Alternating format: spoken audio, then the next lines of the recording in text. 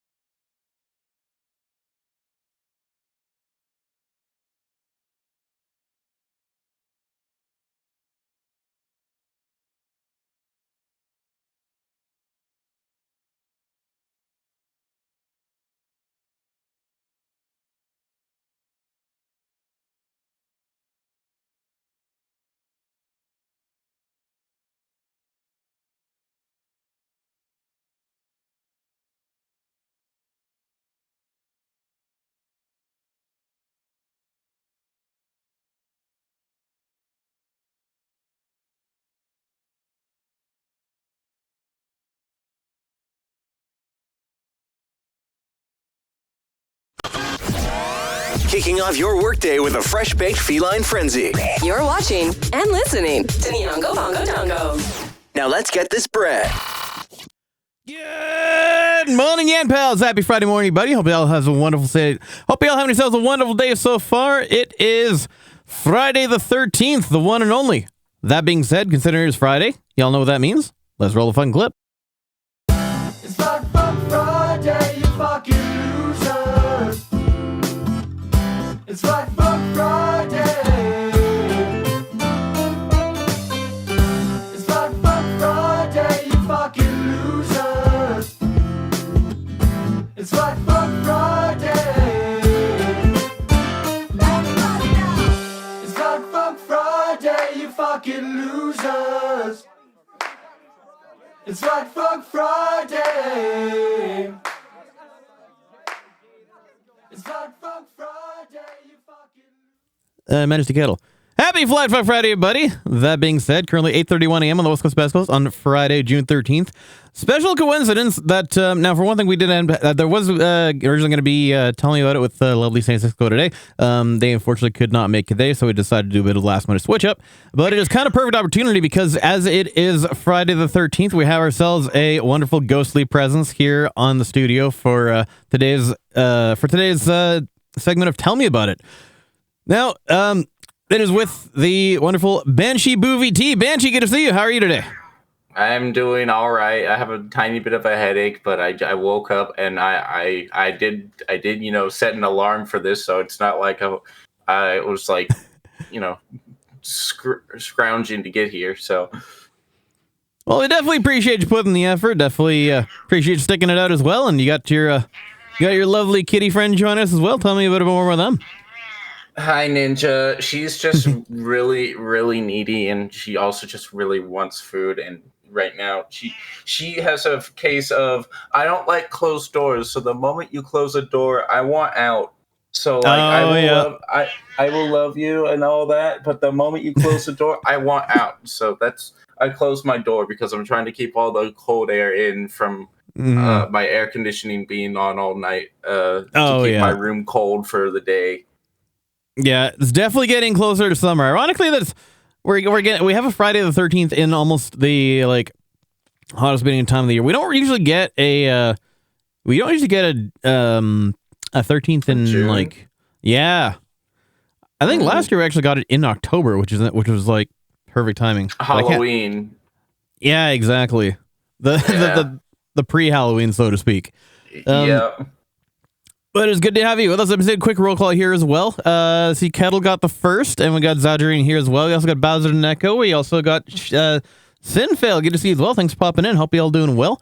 And here to join our lovely guest, Banshee Boovie Team, to learn more about them. Kettle says, interviewing Ghost on Friday the 13th. Test fate, I suppose. Exactly. It's perfect. You cannot get any more perfect coincidence than this. Unfortunately, we both had a little bit of a Friday the 13th this morning to start us off, but... we all got settled in here now. We're all good to go. And that being said, I'll get to the questions and begin the Friday morning 2-for-1. Okay, I'm gonna let my baby out. She's just too yappy. It's all good. I can definitely relate to that. We are fellow cats after all. You like the front door closed? Come on.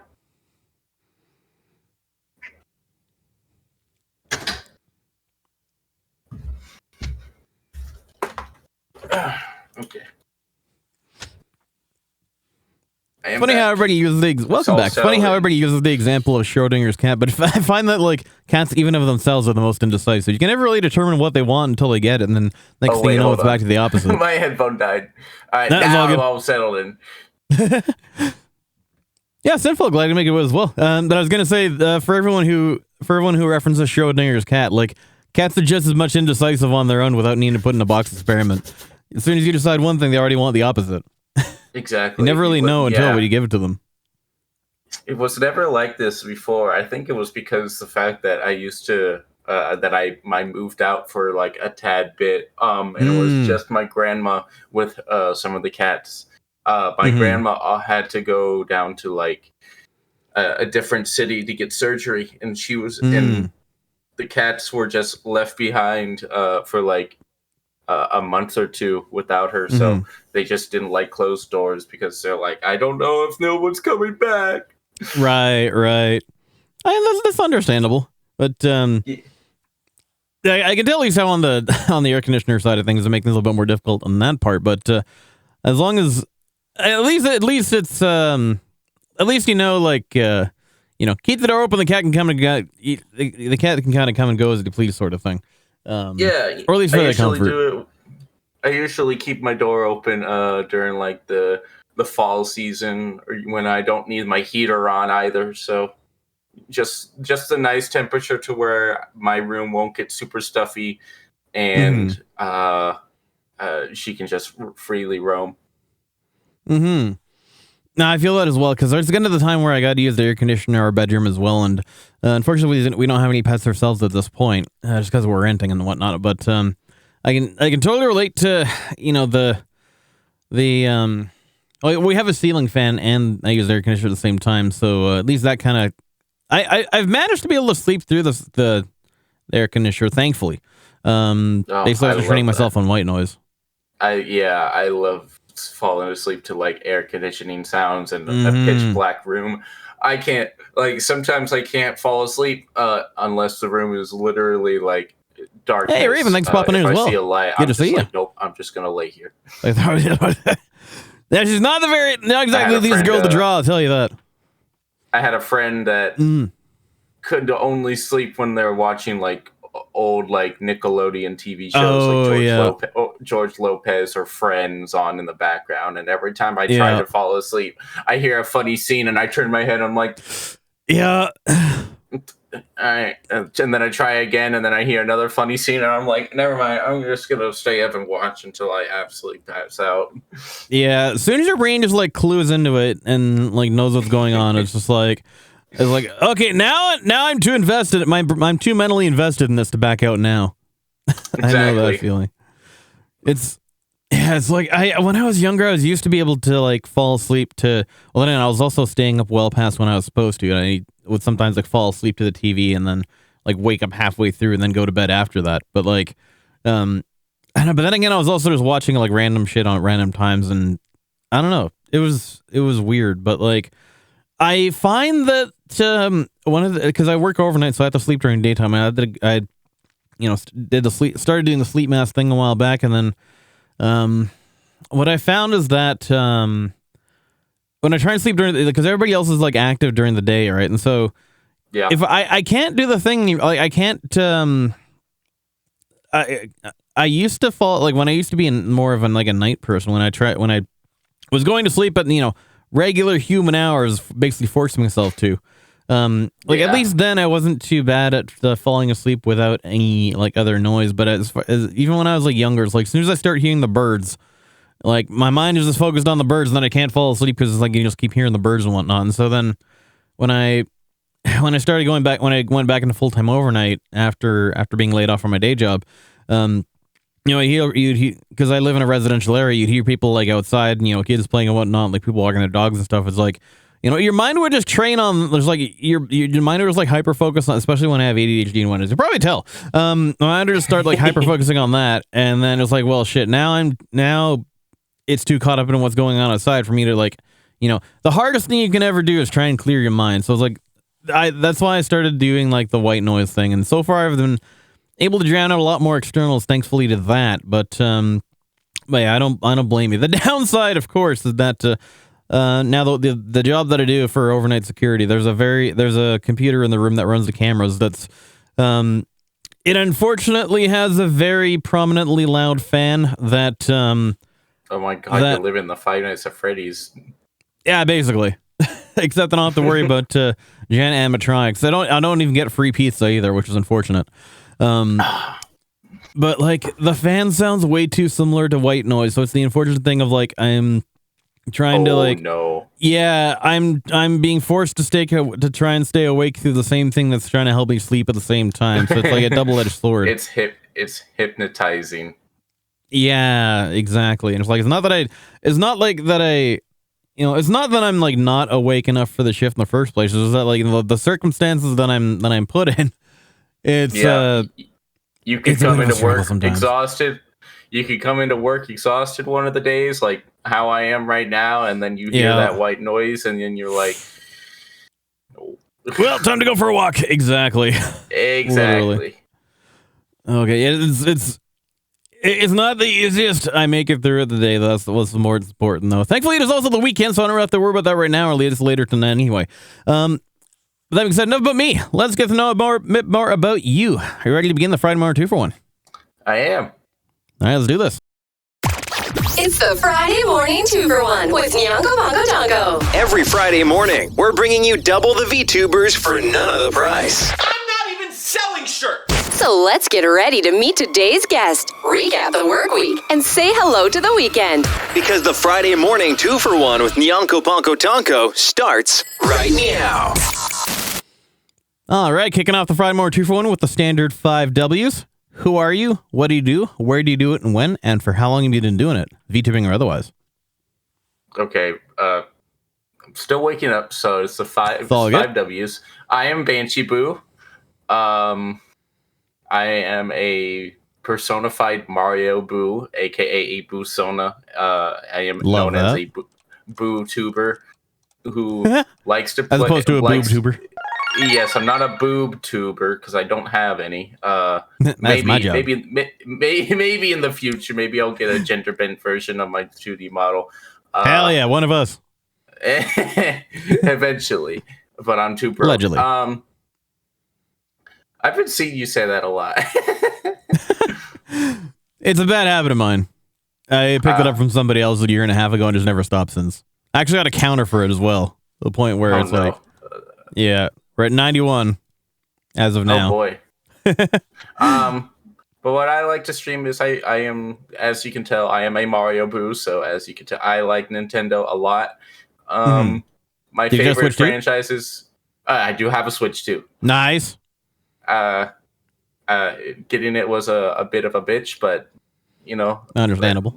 At least we actually got it. Yeah,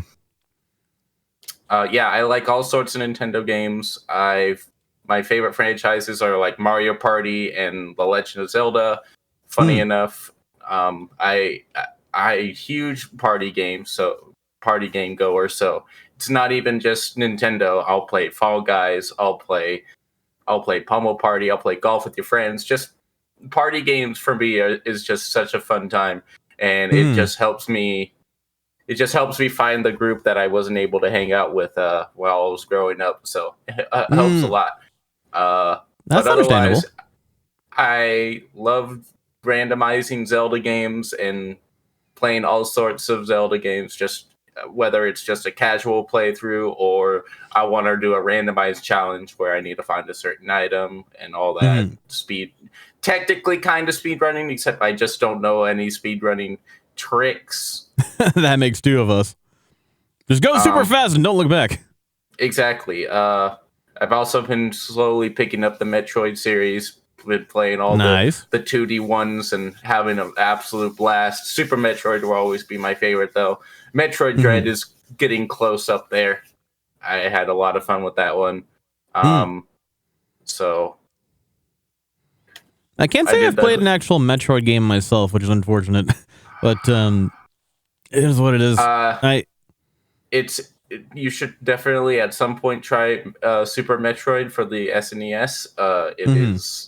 It is probably one of the best ones to start on. Okay. Speedrunners all guys know exactly to fucking send it. It's just a fun time. There is still lots of secrets, so you probably missed the first time, like I did. But then you know, the more you play it, it'll be like, oh yeah, I remember there was a secret in this room. Right. Like the classic treasure chest behind the waterfall kind of thing. Yeah, except this one's just going to be behind a freaking piece of like floor on the ground that you just have to shoot. Oh yeah. The classic where it's like they get the brick mismatch and like as video games have taught me enough to know that there's like a secret behind that or something. Love that. So being said, what's your main platform and how long have you been, or how often do you stream? That being said, right now I'm just kind of going through, I guess, a somewhat hiatus because I'm kind of dealing with a mostly You don't have to say what it is if it's fu- too personal.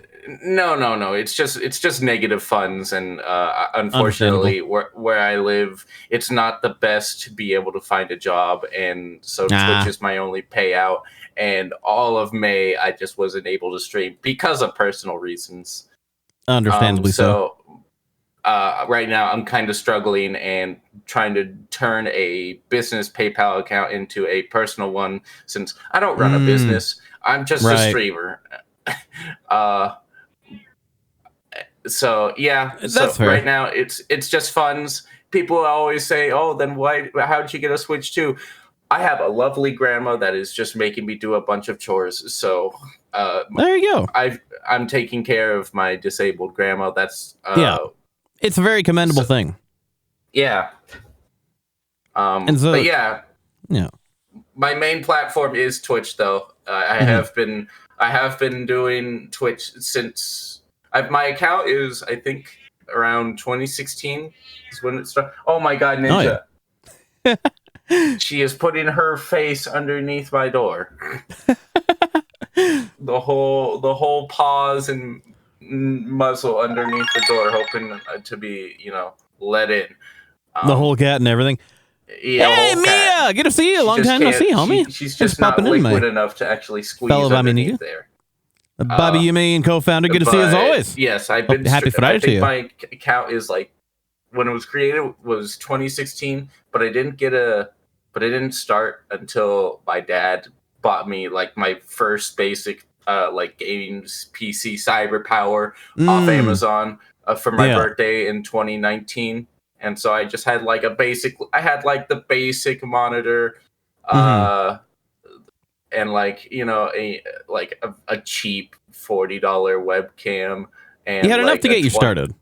Yeah, I had a $20 like microphone, $40 webcam, one monitor, a decent capture card, and I just mostly played Switch games when I first started. So I was playing like Breath of the Wild, Splatoon 2, Mario Odyssey, all those games that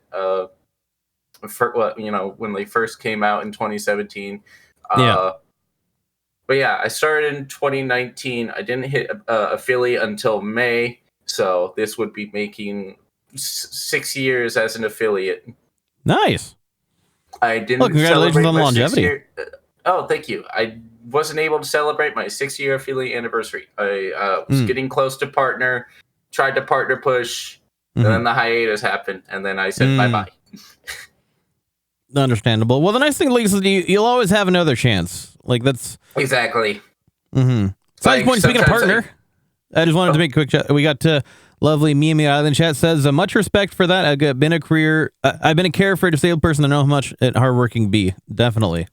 Yeah, I tried to. I've been doing all sorts of scrounging to like help my grandma save money since she is disabled. So like every 2 weeks she gets a paycheck from her disability, and she also gets her Social Security. But I'm also trying to help her apply for like food stamps and Medicare. Unfortunately, I can't do welfare because I'm not a stay-at-home mom. Yeah, and my grandma's not a child, so I wasn't able to get that. But any little bit helps. Exactly. Any little bit of either time or money is all you can really contribute to her in the long run. And we don't have a vehicle. I don't know how to drive. I technically do, but just not street legal. Not on paper. Yeah. Exactly. But I just don't have my license, and we don't have a car. So, transport isn't really the easiest. I have to usually ask a friend that I've known since high school if, they could help me for like a lift to Walmart or somewhere to where they could be like, hey, my grandma's meds just got, on file. Can we go pick them up for the prescription? And he's usually most of the time like, yeah, we can do this. But sometimes he's just like, I can't. And I'm just like, oh, shit. So yeah, most of the time we've been doing like Walmart deliveries online, but ever since I've been able to contact my friend to do more, drive outs, I've been able to buy him a lunch and been able to do better shopping than Walmart delivery is fine, but sometimes they do not know how to get fruit. They do not know how to get fruit. I would not trust. That's the thing is like for the grocery deliveries, I would never trust them with produce because produce you gotta handpick that yourself because otherwise the guys they're just gonna grab whatever either the first thing off of they're just gonna what they might even do is they might intentionally grab the worst item just to get it off the shelf and then get it out to delivery because they know you're not gonna do anything about it. At least for the most part, anyway. Exactly. Yeah. So. That's been pretty helpful as of late, but yeah, I'm just right now. I just need to try to get back into streaming, and hopefully June starts to pick up. But I it's so hard to find time to be able to actually stream, and sometimes it's just hard for me to hit that stream go live button since I don't know. Sometimes I get the brain worms. I mean that is understandable. First off, though, I think we can all appreciate the fact that you're doing what you can to take care of your family first and foremost. I think anybody who, anybody who's been in a similar position can definitely appreciate. Even anybody who has not been in a similar position. Like if we all have family at some point in our lives, and regardless of what people's relations to them may be, or at least people's relationships to them may be, we can all appreciate at least who's got the. We can all appreciate what people's priorities are. Well, I mean, in the end, sure, we're all just entertainers on the internet, but in the long term, we're still all not long term, but in the the reality is we're all people behind these avatars anyway. We all have lives and stuff. We all gotta do what we gotta do. The fact that we side point is it's kind of the trope almost in the VTubing sphere. So it's where it's sorry, I haven't been live lately. I got into a really bad car accident. My legs got chopped off, and my bank account's $10 billion in debt, and my dog died, and everything else. And it's I'm on life support, but I'll be back on stream next week. And I was dude, you got to take care of yourself first and foremost. Happy Friday the 13th. Exactly. But it's the biggest just they could be in such a big series of personal tragedies, and they're just sorry that I can't stream today. It's you got a lot more important things going on than entertaining a bunch of random people on the internet for a day. You do you, homie. And so exactly. Exactly. Okay, so it's funny you should mention that. One of my issues did subathon this week, and one of our sub goals was taking a week off. That makes sense. I mean, especially if you're that hard into it, you might as well take a break at some point. I'm just lucky to be able to go live when I can. I eventually might need to do a donathon just to help with raising funds for just keeping me, balanced, and maybe to help with a little more than groceries and bills. Yeah. And then if we somehow if the donathon goes well, then maybe I'll have money set aside for, I don't know, maybe a cheap model, or maybe a giveaway, something like that. There you go. I mean, yeah, there's plenty of opportunity. Yeah, whatever's left over, you can obviously reinvest in your setup. Bracewick, hello, good to see you as well. Thanks for popping in. That being said, speaking of, I do thought so. Your model then. Did this one? Is this one a one-off, or is this one? Was it? Is this one a bespoke model as well? What? Is this a one-off, or was this one a pre-made? This was custom made. I don't know what you mean by one-off. Was it a custom model? Sorry. So in 2022, I got this commissioned by a artist and rigger named Strawberry. She is a partnered streamer on Twitch who is a Strawberry Cow VTuber, and she has a deep love for Mario, especially Bowser the Door. So I was just like, I think like you'd be the perfect one to draw my character Boo Boo, and bring him to life. And she was just so ecstatic when she heard about it. Mm-hmm. Because I sorry when you said before to get a model, I wasn't sure if you meant like get a 2.0, if you meant like something else after the Donathon thingy. Oh, that's where I just wanted clarification on.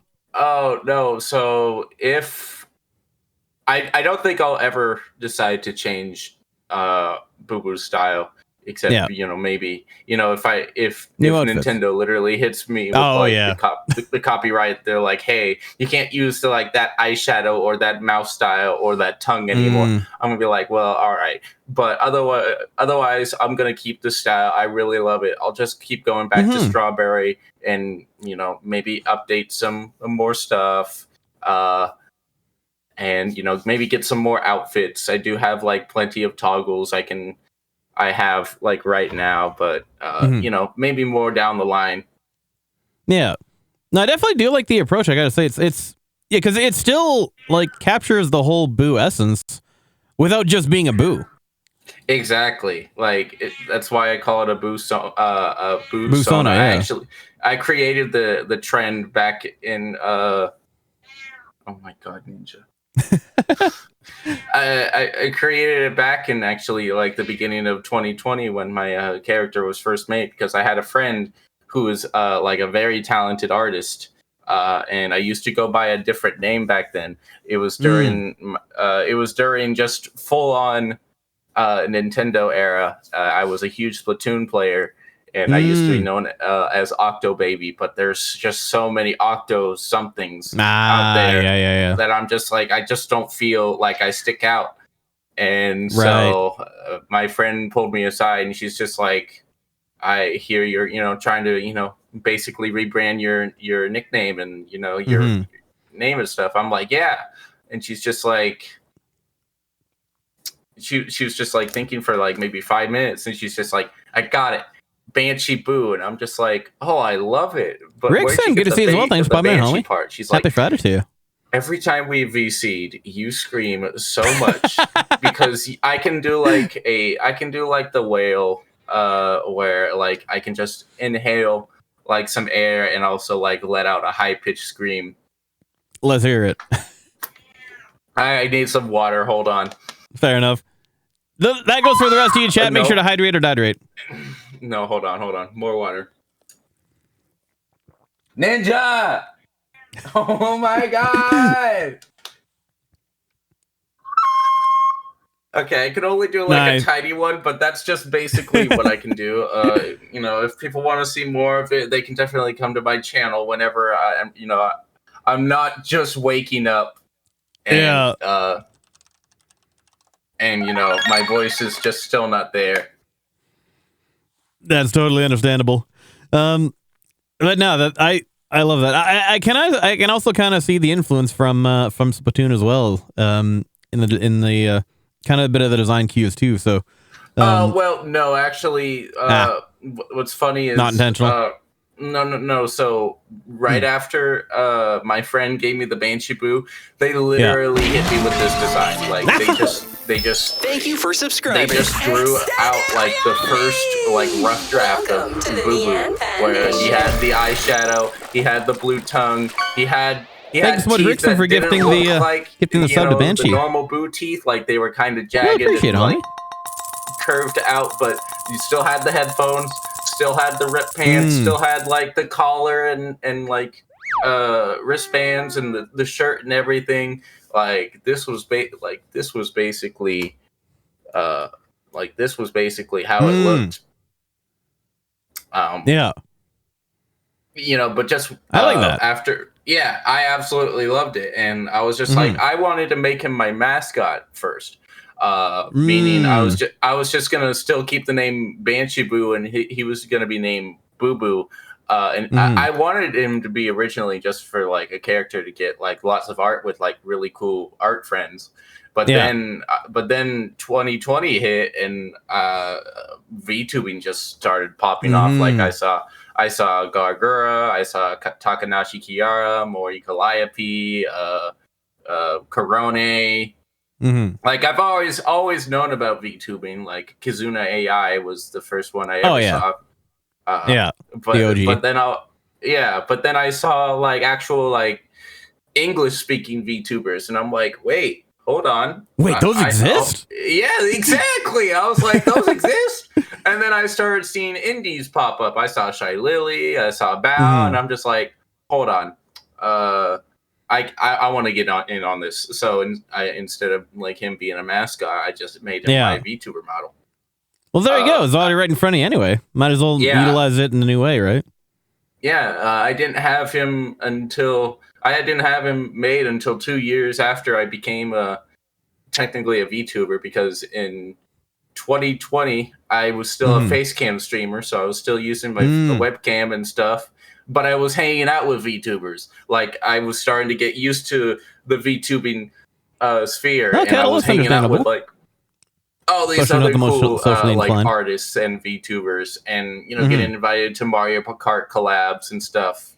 But I just didn't have one of my own until about 2021, where I had this cute little 3D model made that looks Evan, good to see you as well. Thanks for popping in. Glad to see you. Happy Friday. But it was a start, and I liked it, and I enjoyed it, and I got my use out of it. Exactly. Yeah, it wasn't until 2022 where I was just like, I have the money, I'll be fine. Let's do this. Let's get this commission in. And like I got a pretty decent deal with Strawberry being both the artist and the rigger. Like I got a little discount. Hell yeah. And I was like, I was a regular in her chat, so like I was there all the time. So she's just like, no, you're very trustworthy. I get you. Absolutely.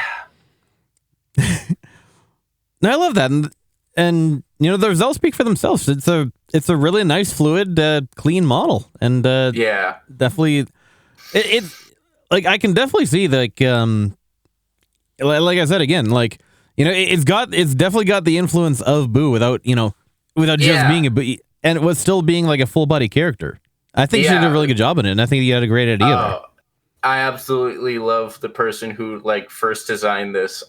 We don't really talk much anymore because she's just been so freaking busy, and that's understandable.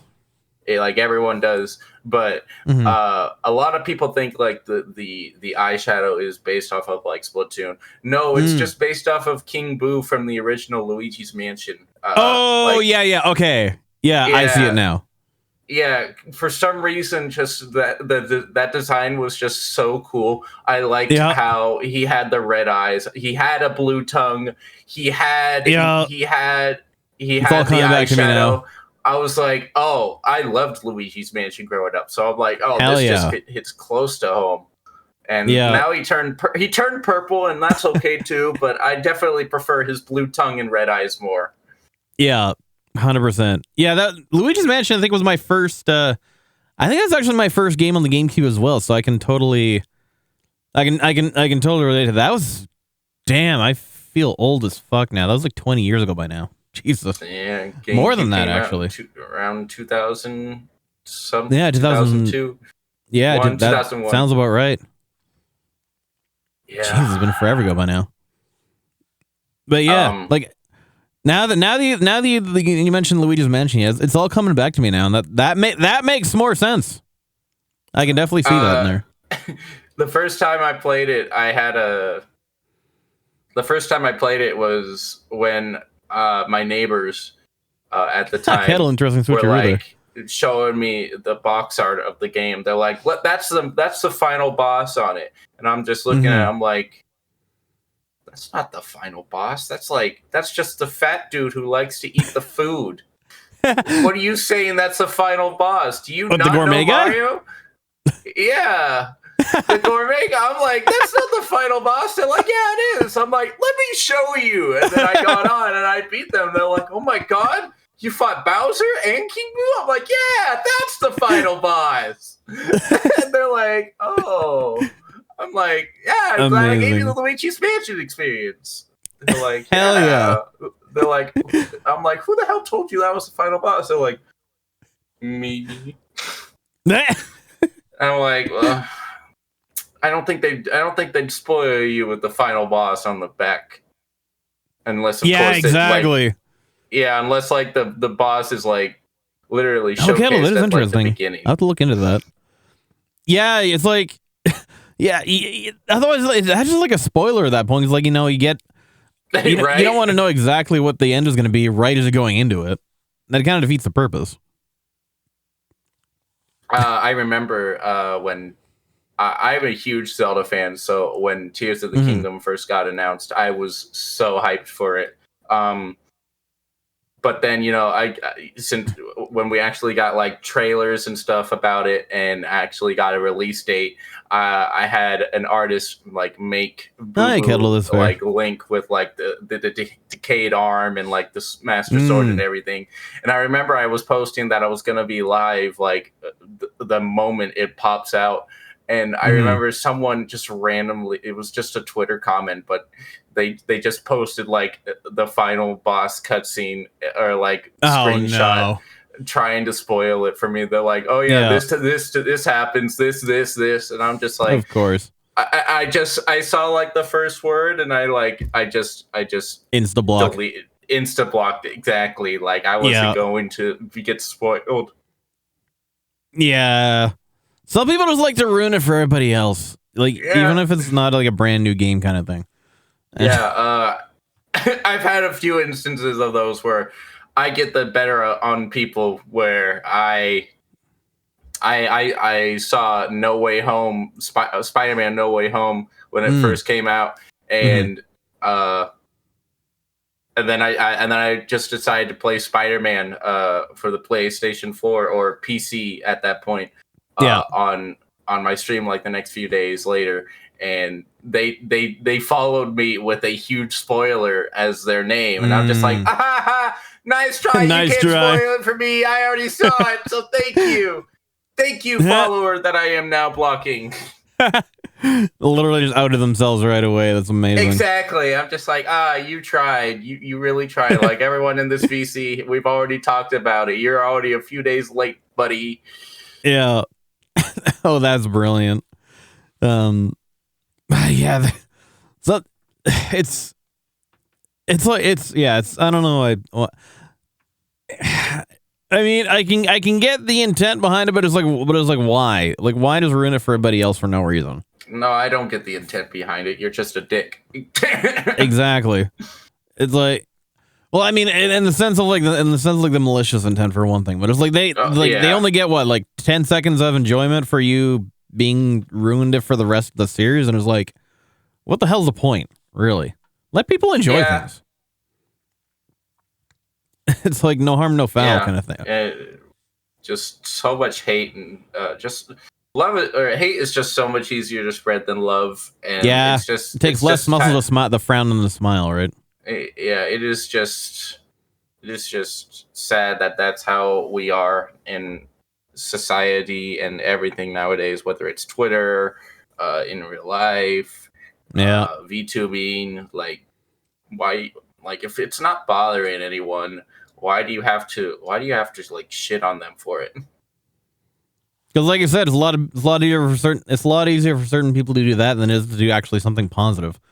But I'm one of those people who I don't want to full on say karma believers, but I know that I do at least believe that what goes around comes around eventually. So like, as long as we're here for the right reasons ourselves, and we believe in what we do, like nobody can really stop us in that way. And anybody who thinks otherwise or tries otherwise, well, they'll see to it in the end, in the long run.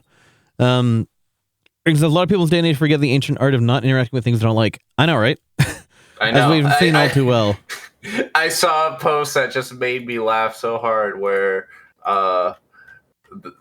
they hold on, let me see if I can find it. But I remember they said former Nintendo employees say Nintendo's strategy with Backlash 99% of the time is do not engage. And I quote tweeted it saying Twitter users should learn from this.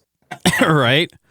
I'm like, if Nintendo can literally like handle the backlash and just ignore every bad comment that they get about, oh, the Switch 2 is just gonna be another Wii U and it's gonna fail. It's like it's not gonna be that great. Oh, $80 yada yada. Even though I don't agree with that either.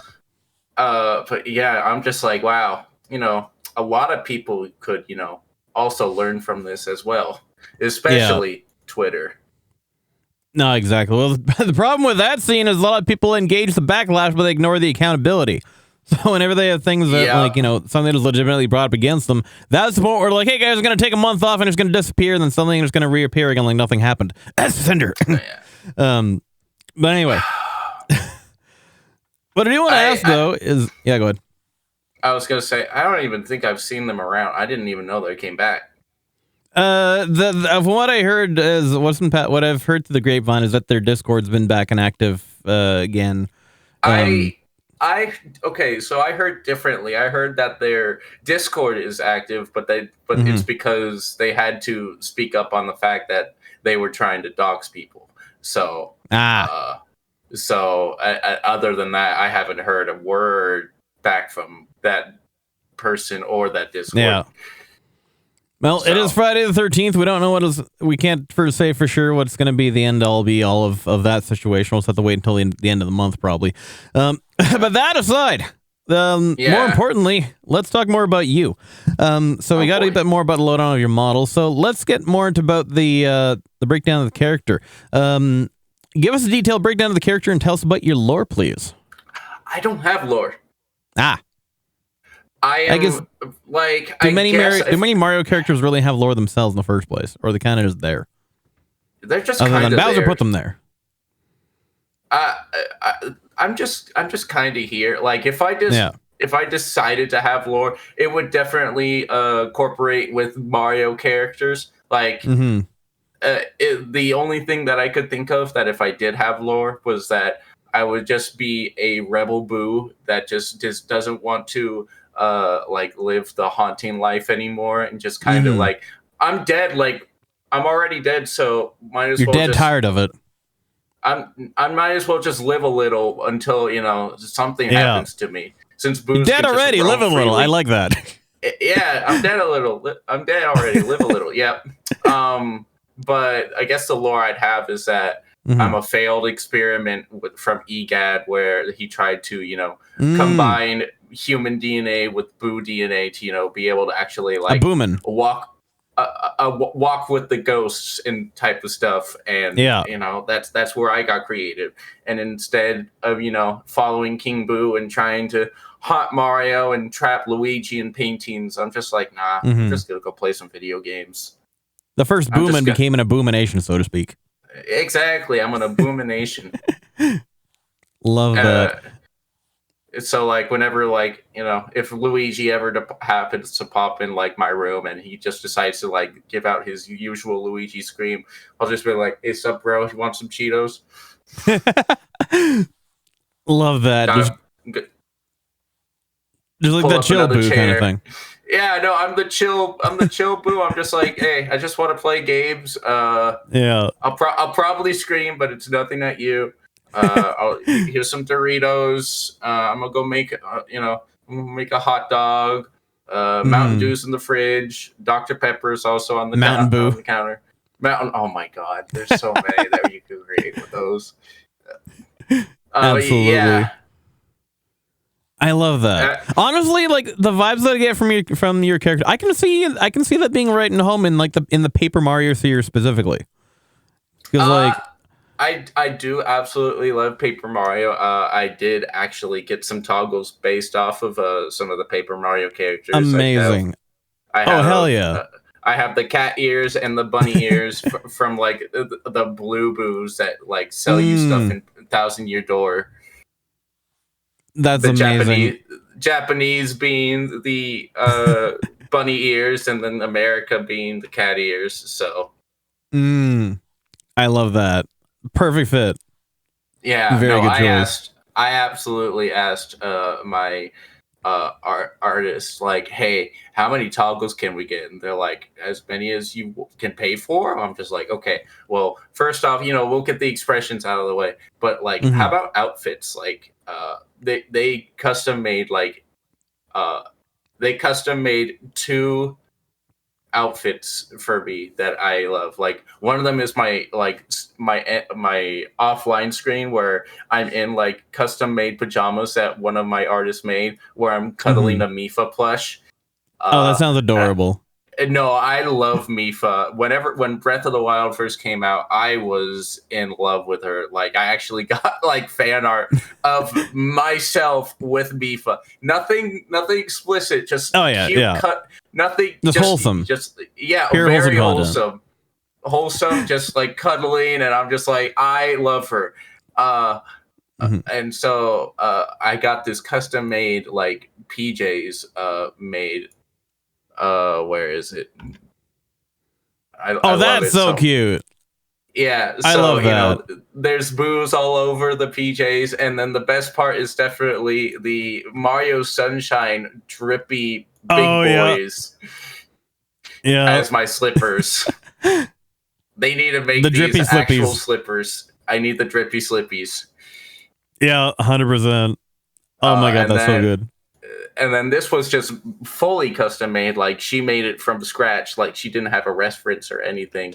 But I have a maid outfit. There it is. Hell yeah. Like, you have the booze like on the side being all blushy. You have the bows. You have the stockings having like the the stars. Yeah. And like, I like the boots and everything. That's so good. Yeah, no, I absolutely love this design, and I just hope to get more outfits like this in the future. Definitely. That's what I'm hoping for. No, absolutely. You got a very good starting point with that, I can say for sure, especially with what you already have so far. Now that's adorable. I really appreciate you showing me. Yeah, of course. But yeah, it's fun to like combinize like the maid outfit with like the bunny ears, or the cat ears, and I get like the cute little collars instead of my spike collars. Yeah, that's super cute. I love that.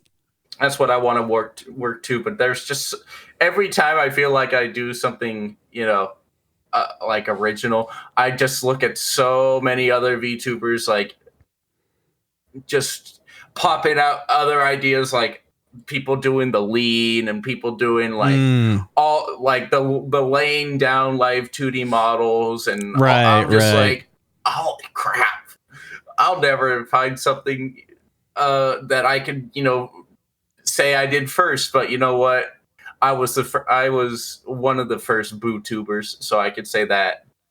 Exactly. On top of that, though, like for all the innovations that come out in the live 2D space as well, I find that like a lot of the trends that show up, they kind of get like a one-time use thing, then they never really actually make it into the stream regularly. Like the lean was a big thing as well. Like a lot of people, they got the lean toggle added because Booba, everybody loves that, but they only use it once, like for like a demo video, and then they never actually use it again in the stream proper. It's like you spent all that money and put your rigger through all that time and effort to only use it for a one-off like gimmick for like 5 minutes. I'd be using that lean every time like someone does like a funny like joke. I'd be like, "What'd you say?" Exactly.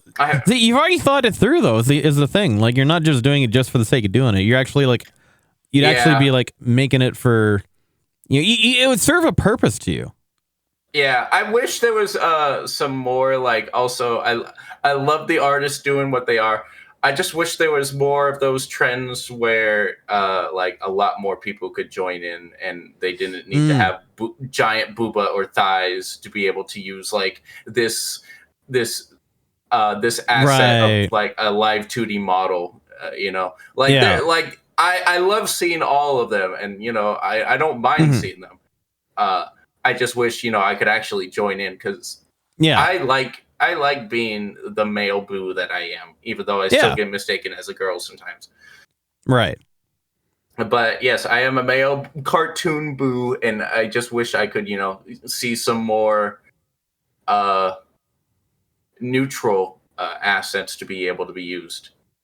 Mm-hmm. Like instead of, a full-on sexy lingerie booba live 2D body, we could, see like maybe a butler outfit, one that can work for A both. bootler? Or a boot. Oh my god.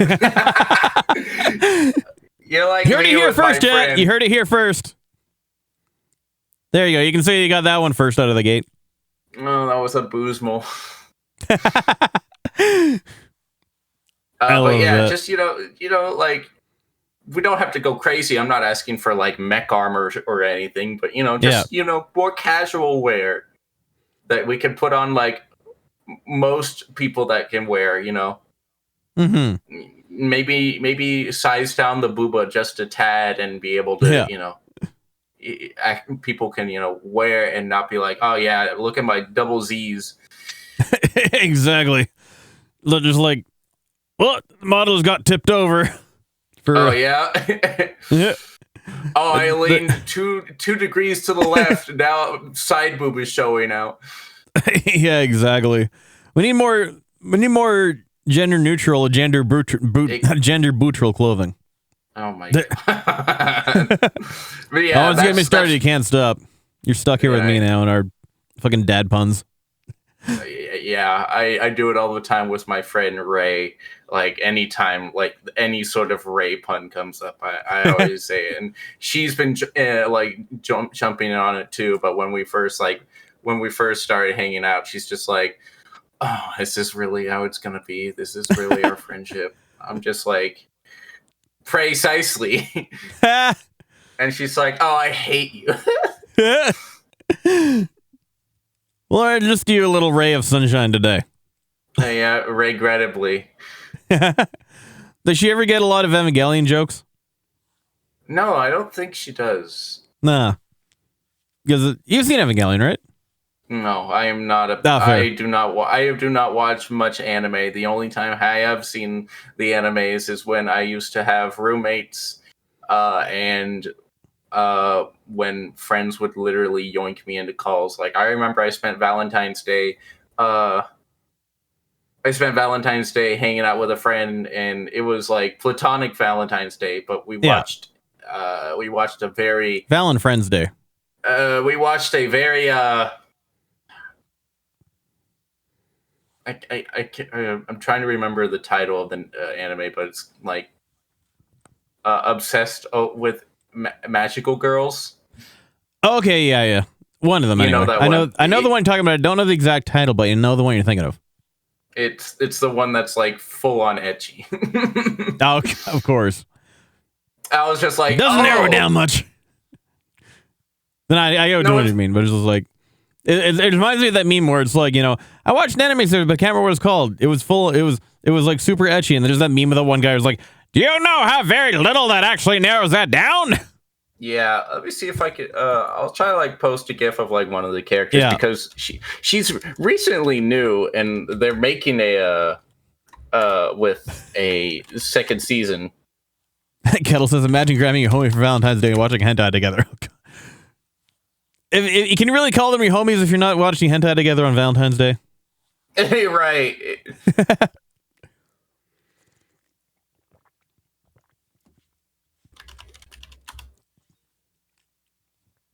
Oh, gushing over magical. Yeah, I think that's the one. Oh, Rickson says, what was it? Gushing over magical girls. Yes, I'm always the it's one, apparently. gushing over magical girls. Yep, immediately. Like perfect time for the ad break to start. Like this is the main character. Yeah. And that sounds right. Okay, yeah, it is. We watched Gushing Over Magical Girls. We watched the whole entire season, and I was just like, "This is a good, yeah, exactly. This is a good show." But damn, is it ecchi? And like, it's almost the borderline hentai, like near the very ending. Mm-hmm. I haven't watched it myself, but I can totally take your word. I can totally see that happening. I've seen enough shows that are kind of in that vein and veiny. it's very ecchi, but it's also very comedic and it's very humorous and it's very fun to watch. You know, boobs and stuff aside, and all the groping and all the mommy milkers jokes aside, like they actually make those jokes, and I was like, wow, okay. It's a decent anime, and I like it a lot, and it's very funny. That makes sense. If you like that, have you ever watched or heard of Japanese is called Sora no Toshimono, English is Heaven Lost Property? Nope. Again, I don't watch many anime. That was the most recent anime I watched, and it was during Valentine's Day, and I binge watched it. The last time I finished an anime was last year, and it was also, well, this one wasn't as ecchi, but it was still kind of my first Figma was it was still kind of Figma. borderline a little sexual. Yeah. So where she's like sitting down with her hair out and the rings out. Vampire. And you know, the only way to become a vampire is this: you declare your love to them. I was gonna say, as soon as you mentioned vampires, like Hellsing Unleashed or whatever, the Hellsing Ultimate, I was like, no. This is a romance one. There's no fear shirk is involved in this one. I'm not sure if people know it in the chat, but yeah, it's just this dude loves the nighttime, so he finds a vampire, and then he finds out she's a vampire, and he's just like, how do I become one? She's like, well, you have to, you have to basically express, you have to reveal your love to the vampire. He's just like, I love you. She's like, don't just bite them. This isn't love. and so he, like, the entire season he like tries to prove that he's in love with her and stuff. So it's kind of like the true love's first kiss trope from what is that? It makes me think of Frozen. Kinda. Yeah. No, it's not Call of the Night. No, it's. I'll have to search it up, but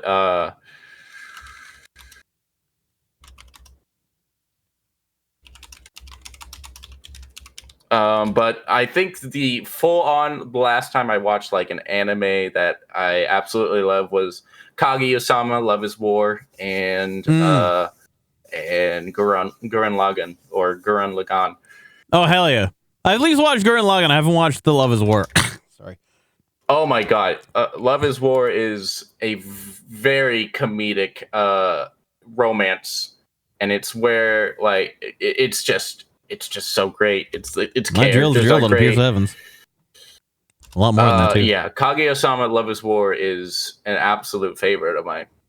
I'll have to check it out at some point, but I'm also one of those people who really hasn't watched a lot of anime recently. I think the last series that I watched was the first half of the Urusei Yatsura reboot, and I got through that a couple years ago. Never found the time to get into the second season once it came out. It's already done by now, but it's just like I watched the original, and then I watched the first season, but then yeah, I've just been way too busy to even think of like starting the second season. My God, I gotta get back into that. It was such a good even the reboot was such a good show. It's like, yeah, you just need the time.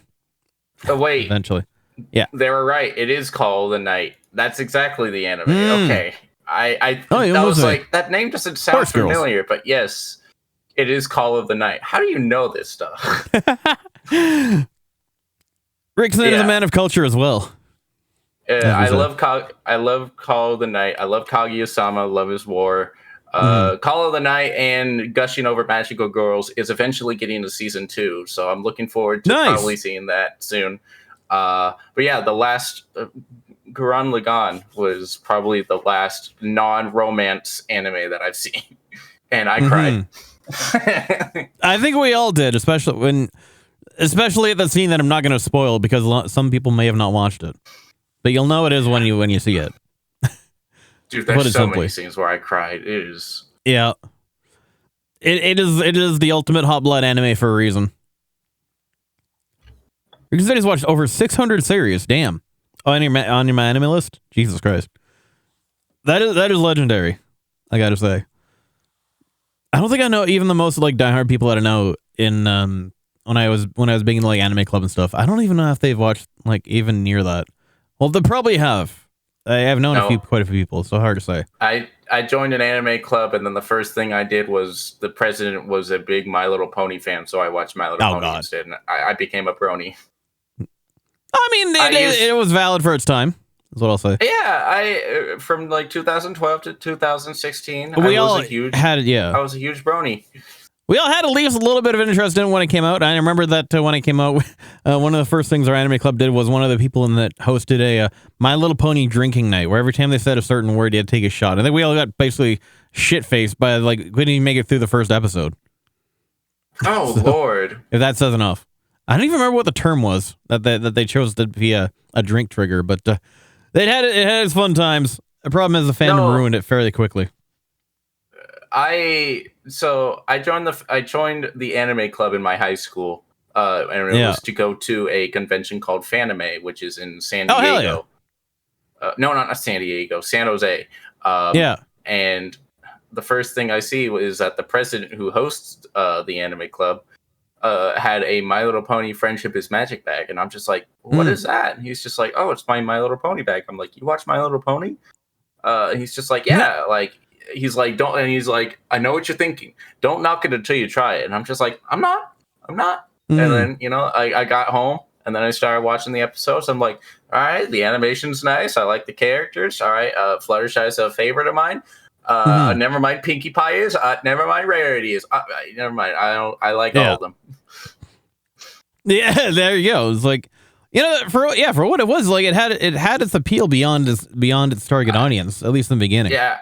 I kind of lost interest after season 4. Like I like Twilight Sparkle becoming a princess was, becoming an alicorn. Yeah, I kind of saw that coming at some point. Mm-hmm. The cool DBZ fight against her and T-Rex was kind of cool, but after that, it was just I liked Equestria Girls and I loved the Dazzlings. But after she that, literally became the Twilight Princess. Yeah, I know you said it before. It's inevitable. Yeah. Yeah, I knew that was coming at some point. But yeah. Tea parties. Kettle says tea parties with Minho. Oh god. No, I enjoyed like season 1 through 3 the most. Especially with Chrysalis. I love Chrysalis. I wish she came back more as a villain rather than a 1 to 2 time thing. Mm-hmm. But yeah, I'll be honest, I didn't really watch more than like the first 2 episodes, but that's also because I only watched it during the drinking game. Oh, that's fair. I liked it. It's a lot of fun. It's still got a lot of good animation. I remember freaking the creator of, or like the art design person, Laura Faust, was trying to make a fighting game for it called Fighting is Magic. And that sounds amazing. It was that game, Them's Fighting Herds. I can't say that I have, unfortunately. Okay, Them's Fighting Herds is like a Marvel vs. Capcom like game where it's just a shit ton of combos on that you can beat on characters, but it's with animals and it's with like deers and it's like all sorts of animals. It originally was Fighting is Magic, but it got shut down by Hasbro because Hasbro said no fighting with nothing. Our cute little ponies. Magic, yeah. Oh, I see, yeah. But yeah, when it first, like, you could still search up Fighting is Magic and you could see like the videos of the combos of it and the music that they made for it. Like the person who made the music for it was just, oh, it was so good. I just wish we got Fighting is Magic. I wish I could just beat the crap out of people with Applejack. Literally send them across the freaking screen. Yeah, give them an apple smack. Oh, it was literally so good. Like people would just post their combos and it would rack up to like 80 plus on just like rarity beating the crap out of you with gems and clothes, and I'm just like, oh, this is so good. I'll never be able to be good at this game, but damn. Yeah, but that's what them's fighting herds turned into, because Laura Faust said, well, I'm still gonna design this game, but with original characters. That's amazing. The fact that she like saw it through, even in a spinoff, like with original characters, is amazing. I'm definitely gonna have to look that up at some point, because that I love the premise already. Dude, oh my the God. music is definitely what you go search up for, because like, oh my God, just listening to Rainbow Dash's theme, you're like, this is a My Little Pony character. Like you'd probably think, oh, this sounds like freaking this sounds like a Marvel versus Capcom theme. That's awesome. Oh, I love that. I love when like the artists kind of just take they just kind of get their opportunity for creative freedom, kind of do the things that like they really want to do, as opposed to just like bound to do kind of thing. Not to say that like they didn't want to do the whole thing in the first place, but it's like, when they have an idea that kind of doesn't fit what they're already doing, they're sort of like, you know what, fuck it, let's just take this and run with it. Yeah, and you get gems like that. It's amazing. Now speaking of artists doing things and running with them, so one thing I wanted to ask you as well is, what does VTubing mean to you? Not in terms of the definition, but what is the significance to you? The significance to being a VTuber is that you get to you get to open your creativity a lot more than you could ever as a face cam streamer. Absolutely, I 100% agree.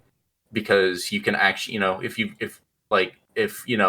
even if you aren't like 100% on your design yet, you can start out with the basic custom 2D models that you can get for not relatively cheap, but a lot cheaper than getting a full-on custom model. Yeah. And you can find your fitting ground, and you can find your personality, whether you want to actually role play as this character or just be like, hey, it's me, but behind a dragon. Exactly. And, it just expresses so much creativity that opens up a lot more doors to be able to show off to people. And sometimes a lot of the times when people do that, they bring in new opportunities and new ideas to like spread to the VTubing community, like the lean and other types of designs that you've probably never seen before. And I'm friends with a lot of artists, and I see like so much going on behind the background. I have a friend that literally makes like just full on monster like bug VTubers, where it's not the typical body like ours, but with a few cute fangs and like maybe a few extra eyes. No, I'm talking like full on insect, like how you would see like a full on like spider monster girl. Yeah, like half body is all spider legs and everything, and then the upper half is still like the humanoid part. I think I remember seeing something like that a few months ago or so. It's showcased somewhere. I can't remember where. I might just come across them on Twitter, but yeah, definitely sounds familiar. Yeah. And it just helps. It just helps people be a lot more creative in their time as VTubing. Exactly. Because I know growing up, it's hard to show your creativity, especially when you're very introverted and you're very shy and you don't go out a lot. But then you finally, you can open up. You'd be like, "Hey guys, I'm a ghost now. I'm just gonna play video games." Like, hell yeah. Hey, I want to be a cat girl. I want to, I want to draw. Hey, Legend. I want to, I want to lick your ears. All right, hold on. Exactly. Then you get the ASMR streams going. Yeah. But yeah, it's like you kind of get so. That's one of the kind of the beauties that I've found in the VTubing space, is that you're not pigeonholed into being like any particular thing just because you're stuck being behind a webcam. In this case, like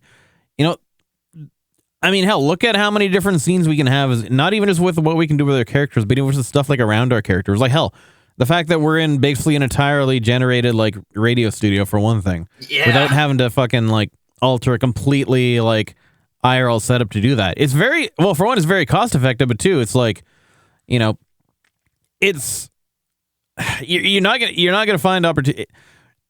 I don't really know the words that I'm trying to go with this, but it's like, you know, this is something exactly like it is a lot more. Yeah, I have nothing against face cam streamers because they still I still watch them quite a bit because it's mostly the reactions that they give off that you really can't see on VTuber models. True, some models can showcase it, but it's just kind of hard to get like that detail down. Doesn't always translate one to one. Yeah, but most of the time, you know, I mostly just pull up my VTuber friends, and you know they're playing Dead by Daylight. They scream, but they're also smiling at the same time. So I'm like, I'm hoping you're having a fun time. Yeah, exactly. We hope it translates well, or at least translate accurately. No, that's completely fair, especially when you see like even like when you see, you know, the some of the streams that like the one that I've seen a while back as well was like car karaoke with VTubers, and it was like it's like it's a lot easier to put a bunch of anime characters in a virtual car on a you know, an OBS scene than it is to, you know, actually go from being doing a podcast in the car. Yeah, exactly. And a lot more safe and legal too. One would hope that car karaoke, was it Epico or was it a plot? Yeah, it was Epico. Oh, okay. Because I know that a plot twist also does it too. I love her too. Yeah, I don't think I've seen hers pop up, but I think that's where yeah, like even just people coming up with like the layering of like stuff in VTube Studio for one thing. Like it's one of the things where like once you find out how the system works, you can kind of, the opportunities for how creative you can be are kind of limitless, and like a lot more feasible in a lot of cases than like IRL stuff for one thing. So it's definitely an interesting medium that I think like a lot more people are gonna find more potential. Like they even look at you know Shindigs. What was that? Do you know Shindigs, or have you heard of him? No, I have not. He's primarily a PNG tuber on well he everyone in the car exactly. Evan says everyone in the VTuber car can drink, even the driver. Exactly. Yeah. Real party. But Shindigs started as a PNG tuber. He recently got a 3D model. But the things that he is able to come up with in terms of what he codes for his streams, like, are things that a lot of people wouldn't even have considered in terms of like chat interaction kind of thing. Like he made a whole like virtual band with that's powered by like chat responses, for example, kind of things like that. And so like he takes the whole canvas, he like flips it inside out kind of thing. It's kind of people that like, you know, think beyond just the standard like presentation kind of thing. They kind of find a lot of different ways that they can do with it. Like, that's something you just, you know, can't really do in the confines of, you know, a streaming room with a webcam for the most part. Yeah. I mean, you could, but you just sure, like you can only do so much. You can only do so much with the like the webcam capture itself that doesn't really like integrate you into the rest of the scene. Meanwhile, like for all everyone else knows, you know, you're literally sitting right across from me, despite the fact that we're like an entire country apart, kind of thing. Yeah. So then, speaking of in terms of distance and whatnot and geological separation, has your VTubing experience gone in the direction you thought it had when you first got into it, or how has it been different? Oh man, it's gone in so many directions. When I was popping off back in 2021, but then I got into a little bit of scandal, and I guess I could say I kind of fell off, but then I just I tried to get back on it late 2021, and then 2022 is when I tried to get my model. So I was just trying to do that. 2023 was kind of it was 2021 is just mostly where things kind of fell down, but then 2022 and 2023, I tried to pick it back up. 2024, I came back home because I was living in Georgia at the time with my roommates, but rent just got too much, and my grandma was just like, hey, I'm going to use some of my disability money, and I'm going to get you back home. And so she did, and she's just like, you don't have to worry about paying rent. You just, try to clean up your dishes, try to help me around a little bit, and you'll be all good. That is really generous of her.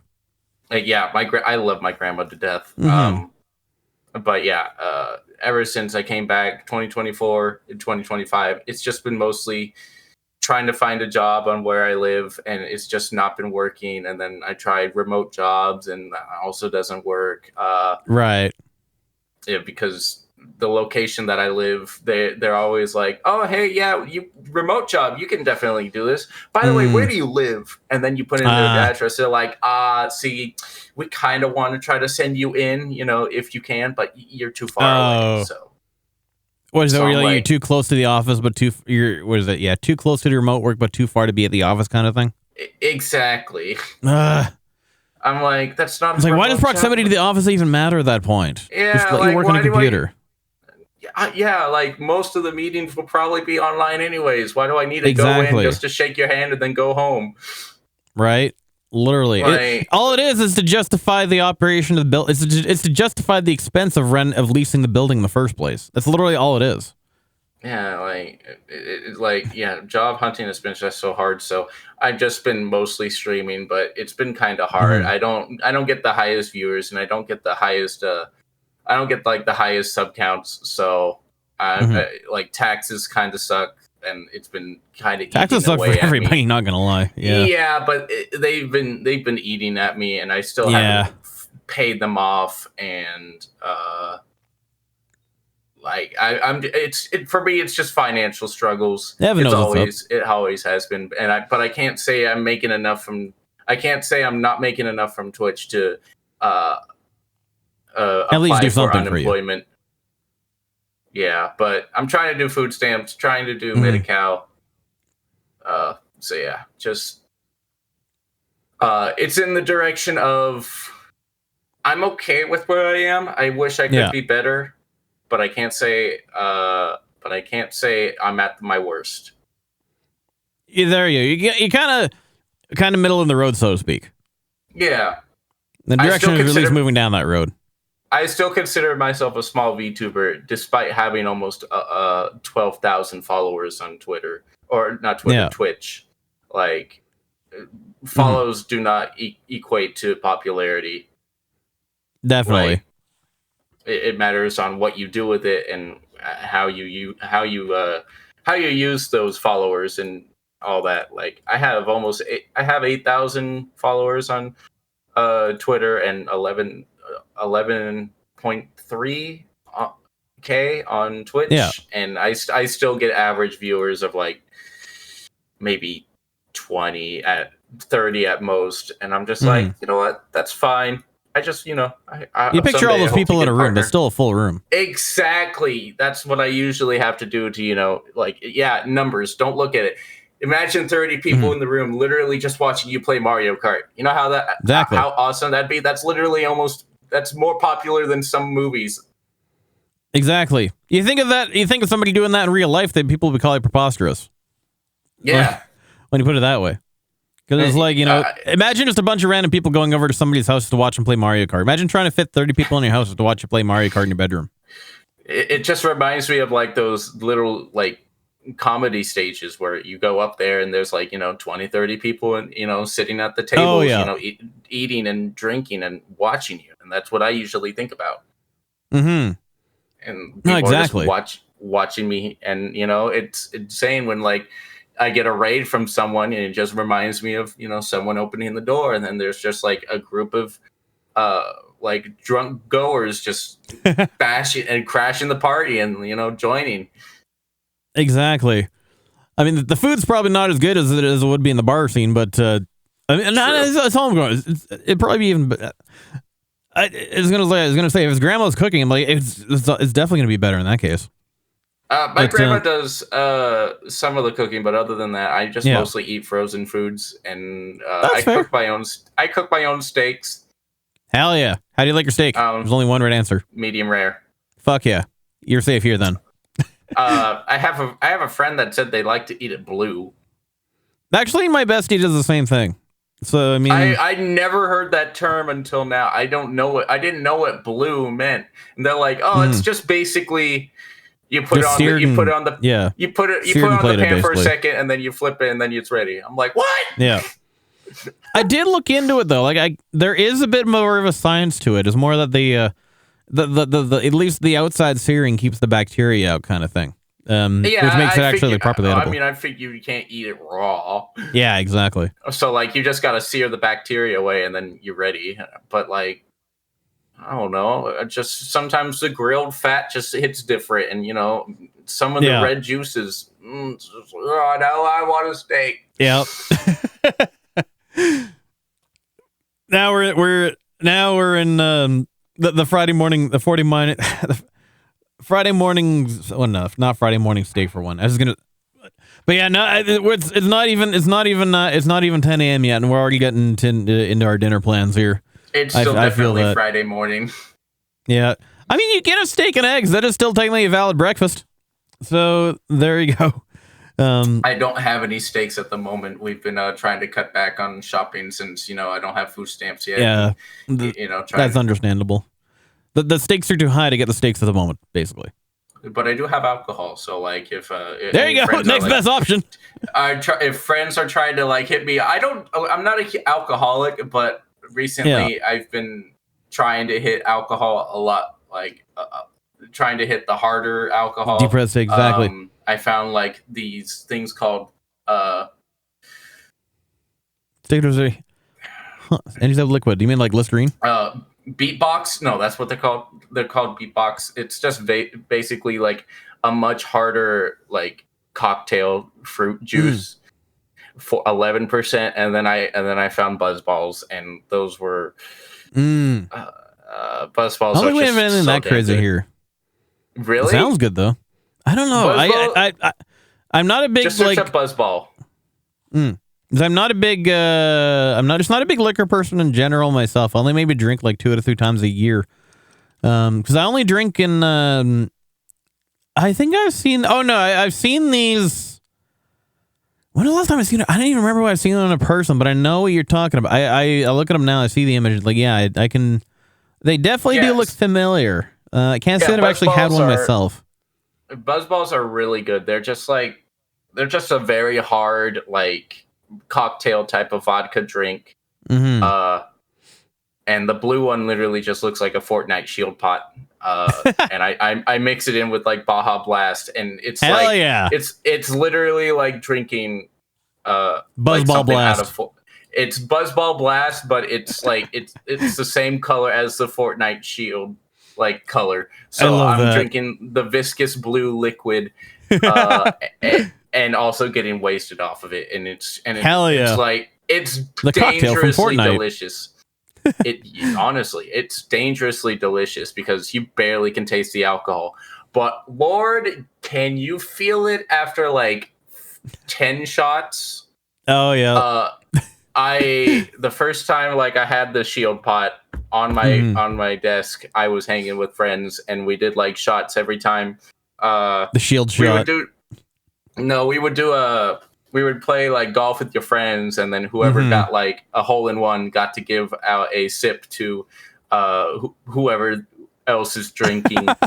And whoever like gets the bottom lowest score at the end needs to like take like 3 shots. Nice. Yeah, there's all sorts of drinking games that I do with friends, but it just all added up, and my friend said, I will be right back. I'll just need to use the restroom. I need to go piss. And I'm like, go piss, girl. And then I'm just like, wait, I'm feeling it. So I kind of muted my mic, and then I went into the bathroom, and then I puked like 2 times, and I'm like, never mind. I'm good. I'm going to bed. Like I felt great after the 2 pukes. But I was just like, all right, my tummy better at bedtime. Yeah. Well, hey, you knew your limit. You played with it then. That's the most important thing, right? Yeah. She bought me a D20 for Christmas. So Nice. every in between round of like golf, she's just like, we're gonna roll the die, and whoever gets the lowest has to take a shot. Whoever gets the highest gets to give out a shot. If you get a Nice. D20, if you get like a nat 20, you get to give out 2 shots, and if you get a 1, you have to take 2 shots. And I just Amazing. got a 14. Woo! I don't have to take. Hell yeah. Safe. You are safe. Love that. I like it. Like I may not be a big. Like I said, I'm not a really big liquor person myself, but I do know how to party. Not gonna lie. Problem is, I basically almost drive everywhere I go. That's why I've gotten used to just not drinking all the time. But if I'm not the driver and I'm in a social situation, damn well I'm at least getting a pina colada. I get a Long Island usually. Nice. Very good point. Very good choice. My sober party days used to usually just bring whatever game console I had on me and be like, "Hey guys, anybody want to play Mario Kart or Smash Bros?" That would be my type. So like, I would never go to like. You're pretty much gonna always get somebody to say yes. Yeah, but I just would never go to like the big hangouts. Like I would never get invited to like a frat party and just be like, "Hey guys, I got games." I'm not really. Yes. I always found those. I mean, like, not that I really got invited to many of those anyway. Because even when I did, it was usually just like the couple that were like within people that are almost that I usually already knew. But I usually ended up being the one to slink over to the computer and start picking the playlist songs, or try and find the cat in the house. Yeah, I would also be the one trying to find the cat in the house. They mention the cat and be like, "All right, you guys have Where fun are puking. You guys have fun, puking. Where's the cat?" Yeah, 100%. Like the cat would be the 100, like the tension 100%. Like I hope that I'm their favorite person tonight. Everyone else is, probably making out, having sex on the couch, or getting majorly wasted while playing karaoke. I'm gonna go pet. But I got the kitty. I got the kitty. Exactly. 100% me. I love that. Yeah, that'd be me too. Like every time I go over to any of my friends' house that have cats, they're always like, "All right, we're setting up, dinner and stuff. Feel free to just hang out." I'd be already in the room just playing with the cat. Yeah. I'd be laying on the ground, cuddling them. They'd be snuggled up with me. I've never had a problematic cat, whether it's my own or someone else's. Totally relatable. There's when you're a cat person, you kind of just know how to vibe with them, right? Exactly. So you know how to pick them up. You know how to know they're okay. Know where they want to be touched and where they don't. I've never had a cat where it's always been an issue. I've had problematic cats, but not in the aggressive way. They just weren't potty trained well. That's understandable. And I would. And it's also manageable. I would sometimes go to school with a pissed on backpack, and then I would just I'd sit on the bus, and someone would be like, "Does anybody smell cat piss?" And I'd be like, "No." It was just point back and then be like, "It was you." Like, don't try to deflect onto somebody else. Yeah, you smelt it, you dealt it. Exactly. But I mean, in the grand scheme of things, I mean that's relatively. It could have been a lot worse, basically. Yeah. But that aside, though, back on the topic of VTubing, has your VTubing experience had any influence in your everyday life, and if so, how? Everyday life. Yeah, VTubing has helped me find quite a bit of friend groups to hang out with. I don't have like a designated spot to just hang out, but if it wasn't for VTubing, I wouldn't have a lot of the friends that I have nowadays to be able to just hang out. Sometimes I am able to hang out with friends that want to do randomizers and Zelda together. Sometimes I have friends that want to do Dead by Daylight, Lethal Company, Repo. Some days I can find a group to play Mario Party with, and like I say groups as in like, you know, small little hangouts, but most of the time I'm quite alone, and I'm just kind of in my own little bubble. But I just mostly bounce around a lot to different friend groups, you know. But I would hope to someday be able to find like that best friend to just be able to hang out with like literally every day, like, you know, hang out in calls 84% of the time, and you know, play games of whatever type. I play Nintendo. I play Dead by Daylight. I play a variety of games, but it's mostly Nintendo. But you know, just being able to just vibe with them, even if, you know, we're not doing anything, if we're just sitting in silence, at least I know I have their company and they have mine. That's what I want. But yeah, if it wasn't for VTubing, I wouldn't have the friends I have nowadays, and I wouldn't have known a lot of the people. Like, people say I'm pretty popular. I heavily disagree, because I just know a lot of people. I just get out there. I know quite a bit of, you know, big popular VTubers. Like, I know Tricky Wee.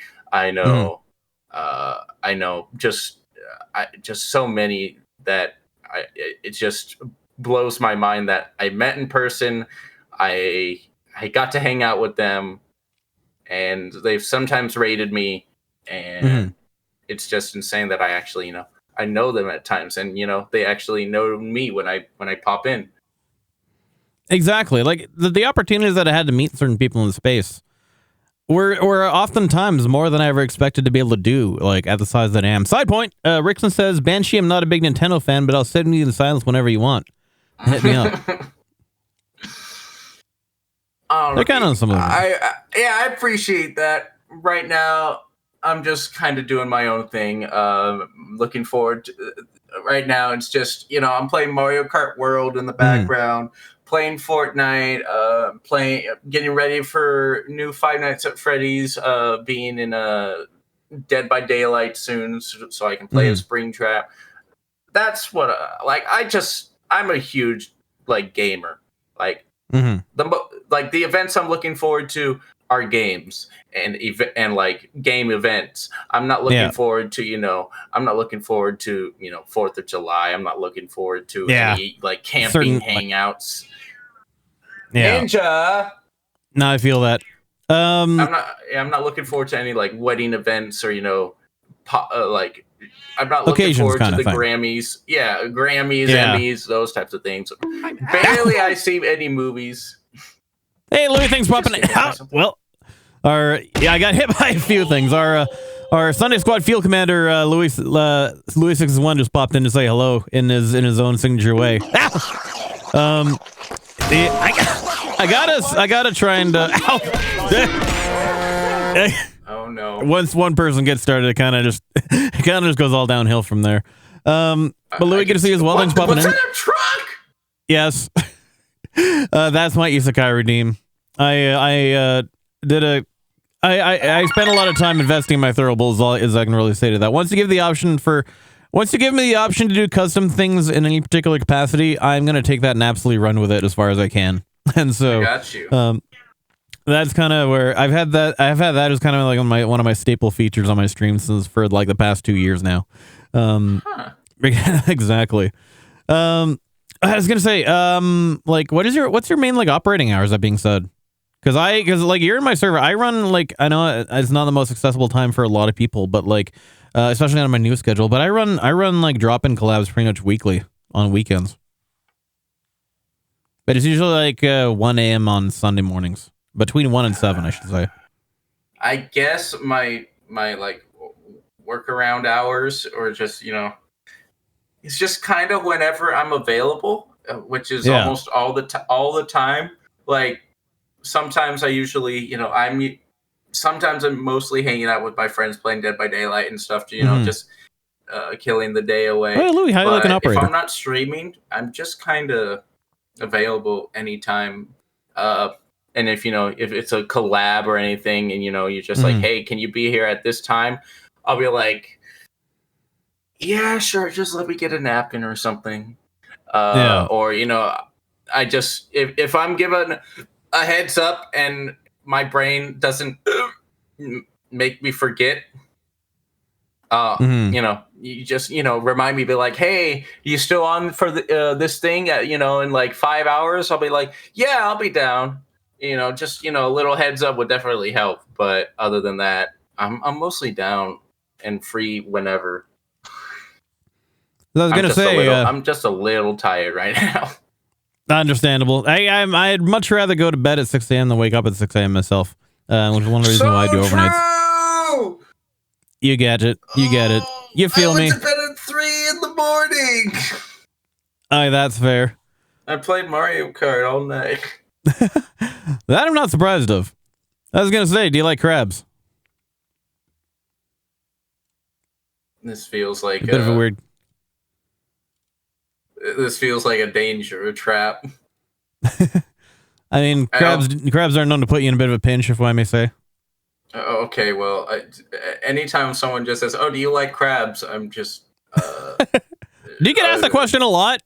That is No, I don't. But anytime I've heard that, it always goes with the sexual disease. Oh God, we're not going in that direction. Don't worry. I don't mean interacting in that type of way. Okay, well, I just wanted to make sure. Like, I didn't know that this was going to lead into a joke or something. Like, you like crabs? Like, they're tasty. Here, text me or send me your Steam number so I can add you on my main. Oh, are you trying to add me to Crab Champions? You saw right through me, didn't you? Yeah, I was like, wait a minute. The only game that I can think of that has crabs is Crab Champions. And I'm like, hey, Crab Game doesn't have crabs. Yeah, I'm down. I love Crab Champions. That's a fun game. Oh, you have it? Yeah. Oh, fuck yeah. We got a new crabber already. Hell yeah. I love that.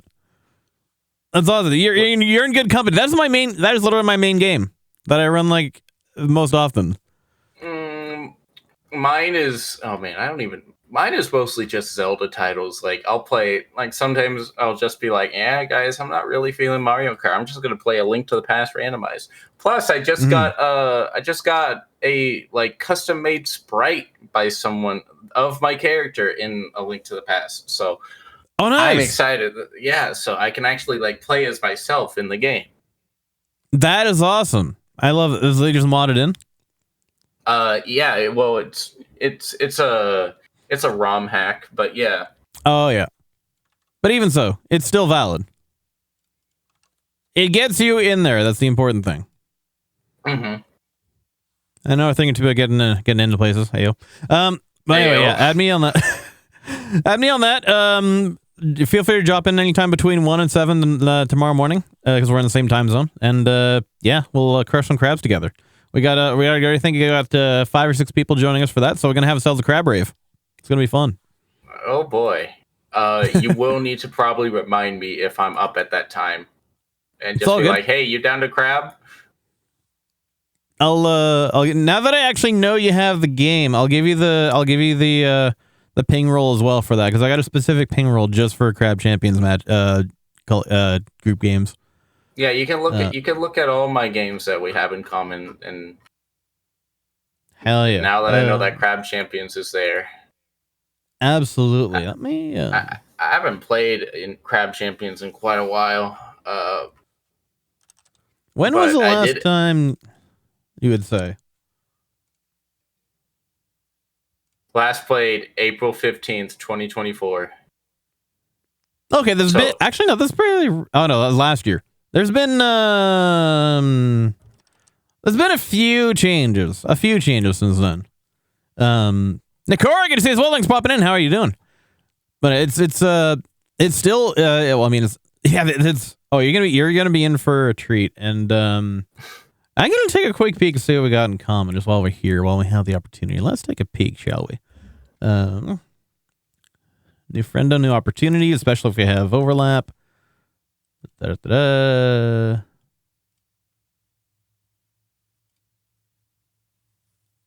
Let's see. You got.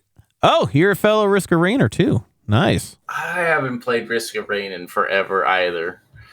I think No, Risk that's of fair, Rain. that's Risk valid. of Rain. Let me see the last time I played. Ah, Risk feeling of fresh, Rain. Nikori. You squeaky clean today. Hell yeah. 2022. You also got Inside the Backrooms. That was one of my main Backrooms games before Backrooms Escape Together came out. I was. Which I'm also doing the following weekend. I hate the Backrooms games. Not a Backrooms fan. That's fair. It's not for everybody. I'm not. I'm not a huge Backrooms fan. That's all good. This is all good. Not everyone is, and it's totally understandable. So I'm not gonna judge anybody who isn't, because we all have our own preferences, right? But like I said, most importantly, you're a fellow crabber, and I'm definitely down to jam with you for that later tomorrow morning. So glad to have you. What? Nikora, why'd you go and do that? That was the. Yeah, I have that on an alternate. I don't even know. I don't even think that's the correct name anyway. So don't worry about that. They don't need to know. Mod fun. Anyway, yeah, glad to have you on board for that. We're looking forward to possibly jamming with you tomorrow morning. Back into the question list here so far. What is the most memorable moment you thought your time as a VTuber so far? My most memorable.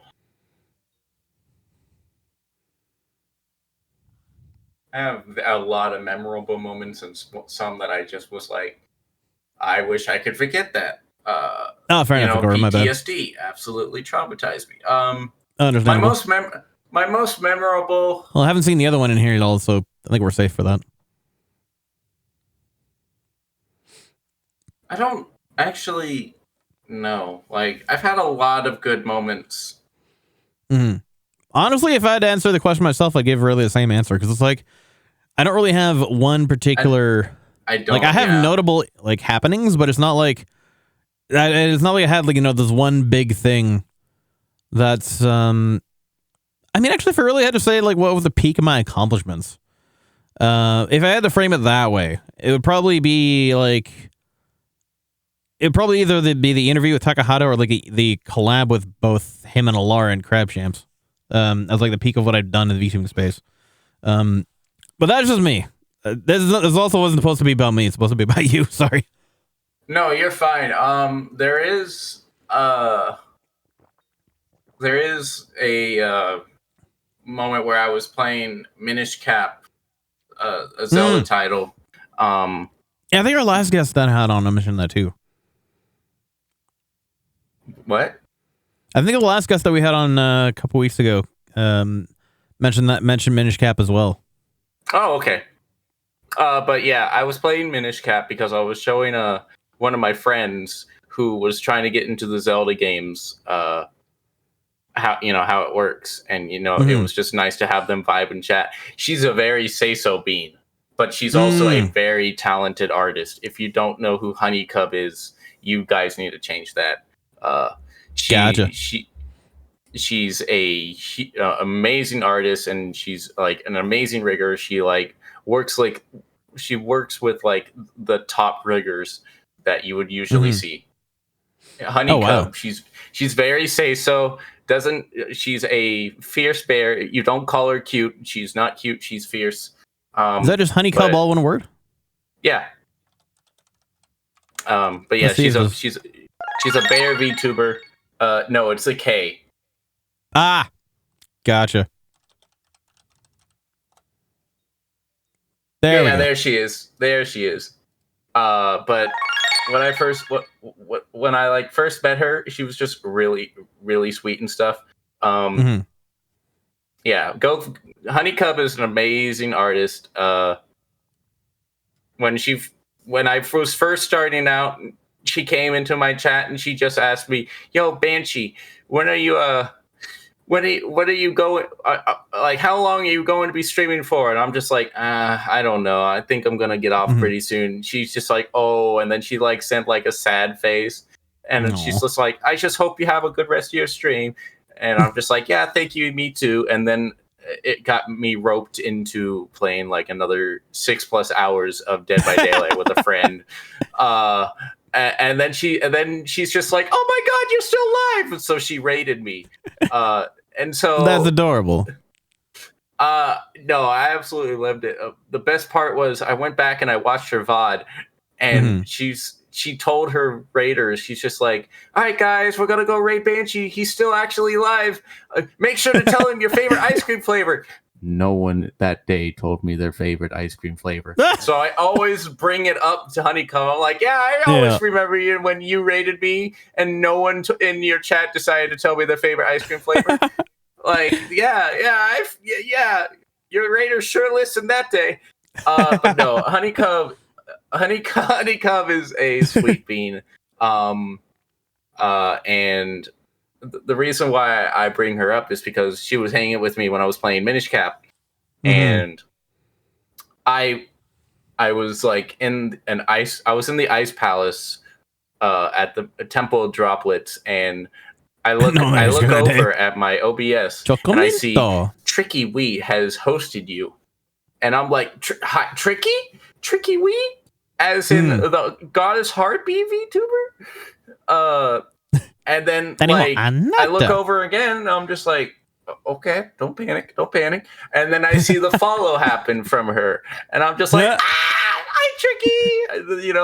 I just start fangirling and stuff. And when hosts was still a thing, people like the viewers would just still pop up, and they would just absolutely go insane. And I just remembered having a really fun time during that stream, and I just that memory still sticks in my brain to that day. So I guess that's a very memorable moment. I guess just any collab opportunity that I have with like a lot of good friends and like big people that I like look up to and support is always another memorable moment for me. Like, I've got to hang out with Spite before. I've got to hang out with Cottontail. I've got to hang out with quite a bit. I got to hang out with Obi Katie Cat. Oh yeah. All sorts of the big VTubers, but just like it's just sometimes mind-boggling that I'm like I'm in the same room as them. I remember I beat Vexoria. I remember I beat Vexoria badly in Fall Guys. Amazing. They're just like, no, come on. Well, I know that especially like where we crossed paths there was through Alara's tea time, and that was even one of those things that I never really expected to be a part of myself. That's where am I now? Funny you should say that. So Alara hit me up like maybe a week or two after a really personal event happened in my life. That just put me in a very bad, like, depressive episode. And then Alara just hit me up and she's just like, hey, Banshee, are you down to collab at some point? I'm just like, me? Like, I know who you are, but you're asking me? She's like, yeah, you. Like, I hear you're good at Smash Bros. And I hear, oh, yeah, she fucking loves Smash Bros. Oh, yeah. So, like, the first time I got to hang out with her was, like, one of her, like, original tea times when it was, like, just 4 guests the entire stream. And, so I got to hang out with her then. And then, we played, we made a few more collabs down the road. And we got to do, like, Smash Bros. Events where it was like a 2v1, everyone gets one stock, and like friendly fire is on, so just don't kill your teammate, and if you win you get like $10. Nice. Because you're fighting 2 really good Smash Bros players, and then if you can take them both down, I feel like that's deserving of a few dollars. But I've always enjoyed Alara's company. I haven't really hung out with her too often, much besides the tea times. But I have played Mario Party with her, and she keeps getting mad at me for beating me on that. No, I beat her. She gets mad at me for me beating her in that. She always decides to bring it up. I love that. Did you know she's also a fellow crabber? I did know. Nice. I did see at some point she was playing Crab Champion. Yes. Yeah, because she actually, like, she saw that I was playing it. She actually reached out to me to do a collab with her for that, and I was like, oh my god, hell yeah! And like, I was surprised. The things that like some of these people play sometimes you never really expect, and it's like, what, you play this? I thought I was one of the old people who plays this. Okay, hell yeah. But no, Laura's a fucking absolute sweetheart. We love her I love her to death, and it's always good to get the opportunity to jam with her. And so, yeah, I'm glad that I'm glad that we especially got the opportunity to meet through that. So, especially the fact that I have you here right now, and I was going to have you here later tonight as well. Yeah, like of course. The way that things cross paths sometimes was fucking amazing. I will say one thing that definitely comes to mind, Mia, if you're still out there, one of the most memorable moments that I have, of course, is the fact that you reached out to me to co-found our wonderful Twitch team, Bobby Yumi EN. So thank you again so much for doing that. I just want to put that out there too before we get too far out of topic there. Yeah, I always got to give good love for. Let me fucking. I'm just tossing out shout outs left and right here, but people definitely deserve it here. So, there's that. But enough about me. Back over to you. So, what is the greatest challenge that you had to overcome in order to grow as a VTuber? Coming back from being canceled. Understandably so. It's definitely not easy for everybody. We don't need to go into the circumstances because that's understandable if it's too personal. But no, I've stated, I've like explained why I was canceled, and it was just a huge misunderstanding. That was just Twitter just decided to twist the words to make it look like I was a really bad person. Twitter being Twitter. Twitter being Twitter, and yeah, just. After the cancellation, it's all good in the corner. I lost Discovering your breakdown. A lot of like support and a lot of my friends that I thought were my friends and were there during what was happening and what was like spread out of control and all that, and they just didn't decide to have my back, and they just instead of coming to me and be like, Banshee, what the hell is going on? Like, what is this? They just decided to just quote tweet me and just be like, I'm canceled. I'm cutting this person off. I don't know who they are anymore. I thought they knew better. Right. And I'm just like, I've known you for like 3+ years, and this is how you're just gonna treat me. Like, yeah. So again, Twitter being Twitter. It put me probably in like my darkest episode, where I had some not so good thoughts that I just don't want to bring up on stream. But yeah, of course, I had stalkers, and I had people trying to drop Google Docs about me, about just literally just stalking my whole entire. Hey, Basina, thanks for popping in as well. Good to see you too. I made it back in 2018. Hope you had a good Friday. And they're just like, oh yeah, he's a very bad person. Oh, blah, blah, blah, blah, blah, blah. I'm like, you literally are just grabbing everything from my Twitter just so you could try to get dirt on me. So I had friends that were like, don't worry about it, Banshee. Just ignore it. You'll be fine. Just this come too back shall to streaming. pass. Yeah, just come back to streaming, in a few weeks, if you can. I'm just like, I can't because, money and stuff, but I will do my other best. Things.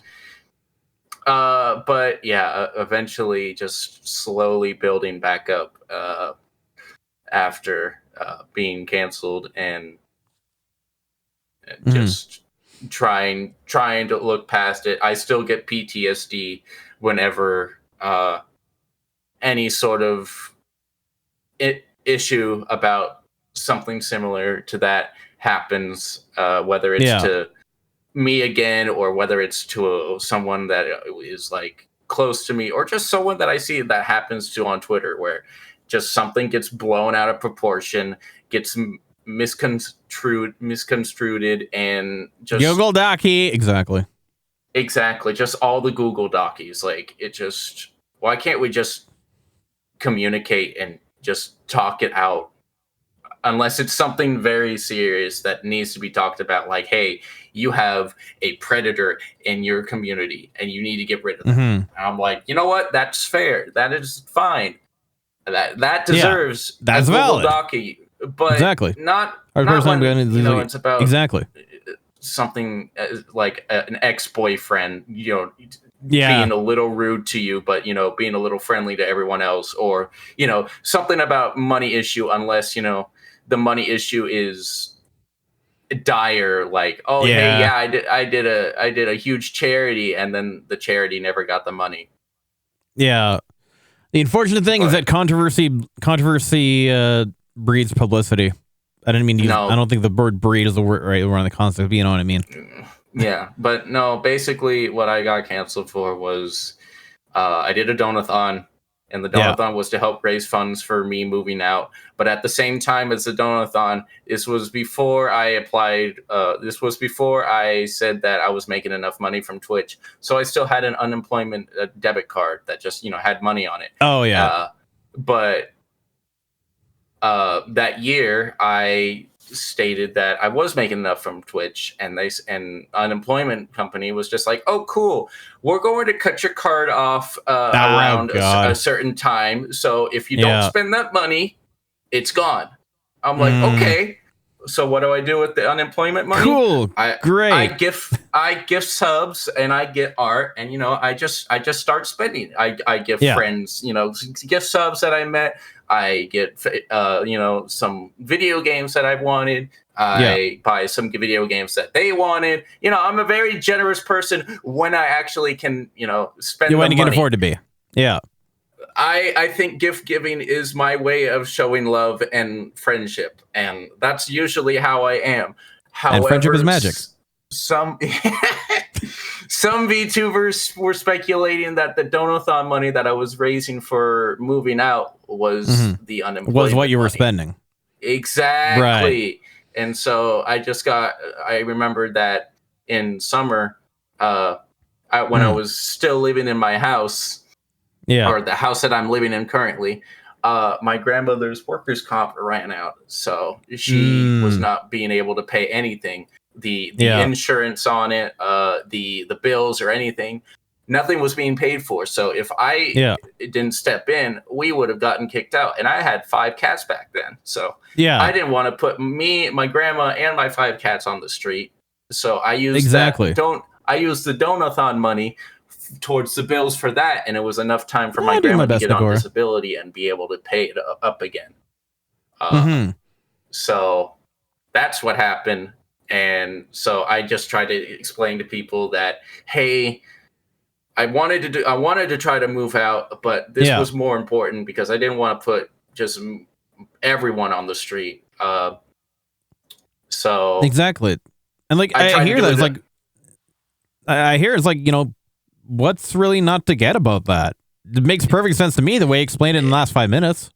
Yeah, and unfortunately, some VTubers just still decided to try to jag into me, and I tried to run another donathon with a lot higher donathon goals and higher stuff, and they said that this is outrageous. You shouldn't be trying to take advantage of your community. I'm like, I'm not. I'm actually trying to move out, but I couldn't, just leave my grandma suffering and just be like, hey, hey, hey, I have like $4,000 just sitting in my account. Like I could help spend the money on, the house, but no, I'm just going to leave you and the cats behind.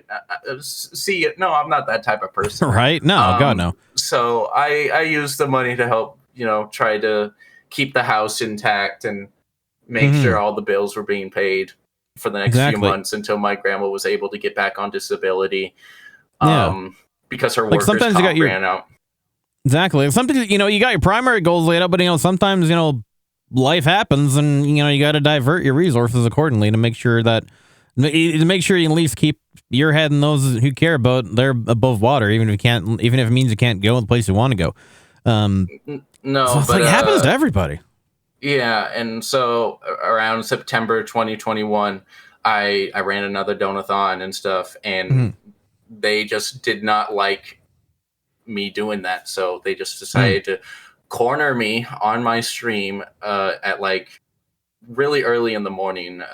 And like after I got up, but they just all were in my chat, like with a few other VTubers and friends of theirs, literally just saying, get off Twitch and go state on Twitter that you're spending money that you shouldn't be spending on and that you should stop. Literally exact words that I said before I deleted the tweet.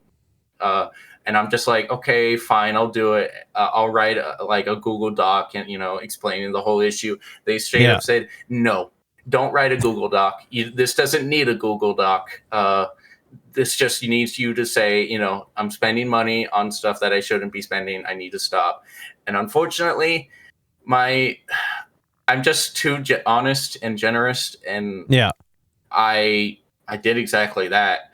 And that's what led to the speculation that I was spending money on, random shit rather than the Donathon and lying to people. But unfortunately, that wasn't the case. But it was already still too late. It was already out there in the open, and it just was really hard to come back from that. But yeah, that's why I got canceled in 2021, and it still always, gives me PTSD whether I need to ask for help for money or do another Donathon, even though I've done a few Donathons since then, one for emergency, one for, actually just being for fun and going to TwitchCon, which was successful, by the way. TwitchCon was quite fun. But it always just gives me a pit in my stomach and a dreadful feeling whenever I need to ask for help again, because I really don't like asking for help. I wish I was better off. I know that feeling. Where if I had all the money in the world, all my problems would be solved. I'd be helping people. I'd just be 100%. able to play streams. I'd just be able to stream all the time. I'd be able to actually get a fun model, and maybe it helps some other people out that were in more dire need. Just money sucks. Yeah. That is, I think, a universal constant that we can all understand well enough. Side point. Nakora asks, just out of curiosity, how many of the cats that you had were rescues? Oh, man. I don't know. I don't know, because a lot of my cats were just gotten as kittens, but I'm not sure if they were rescues or if they were just found on the side of the street. Because I remember my very first kitten that I got to nurse and feed was when I was 2006.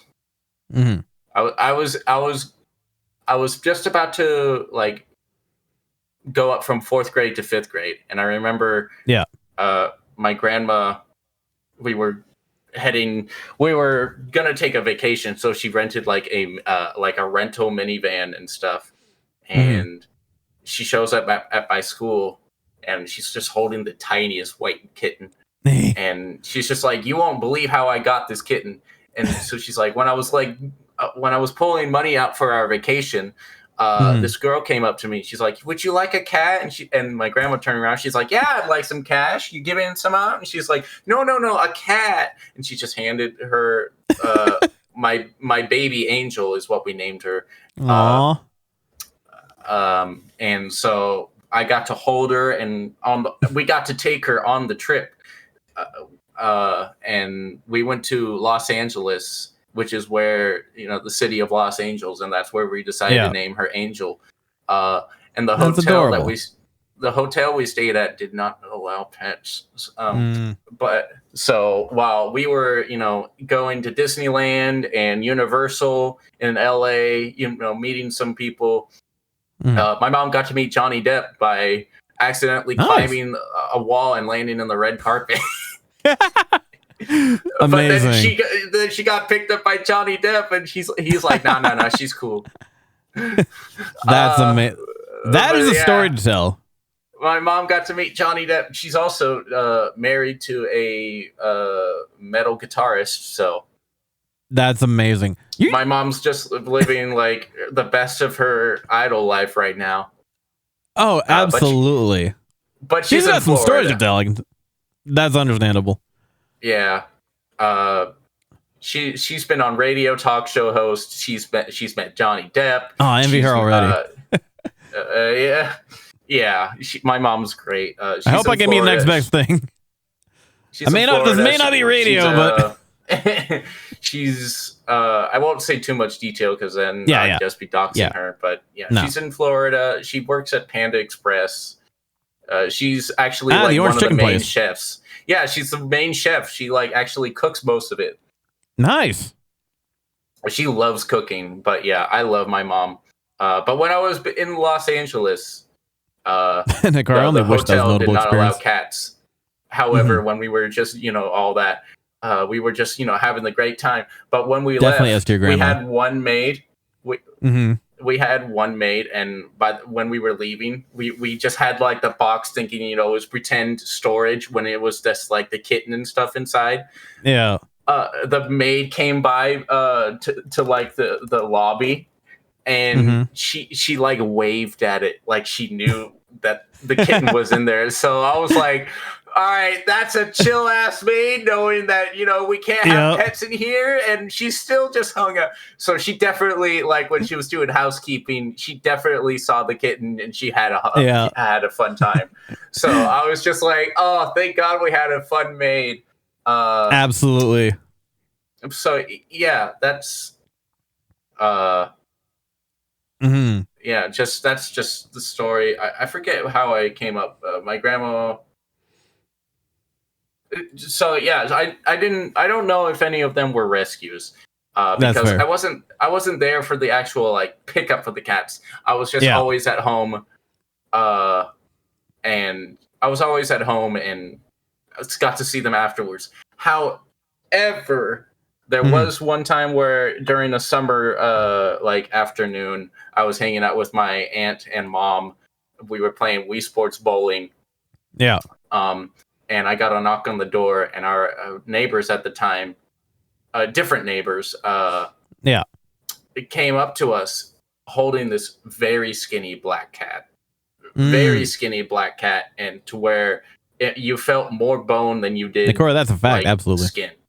Yeah. And they're like, hey, we didn't know if, you could take in another cat, since you are pretty good with cats, and we've been here quite a bit, but do you think you could take care of this one? Like, this one, it's we couldn't find its mom, and we couldn't find the rest of the like the litter, so this was just the only one. And I'm just like, I'm taking it. And so I put it on top of my bunk bed, and I just kind of fed it, but we couldn't 100% keep another cat.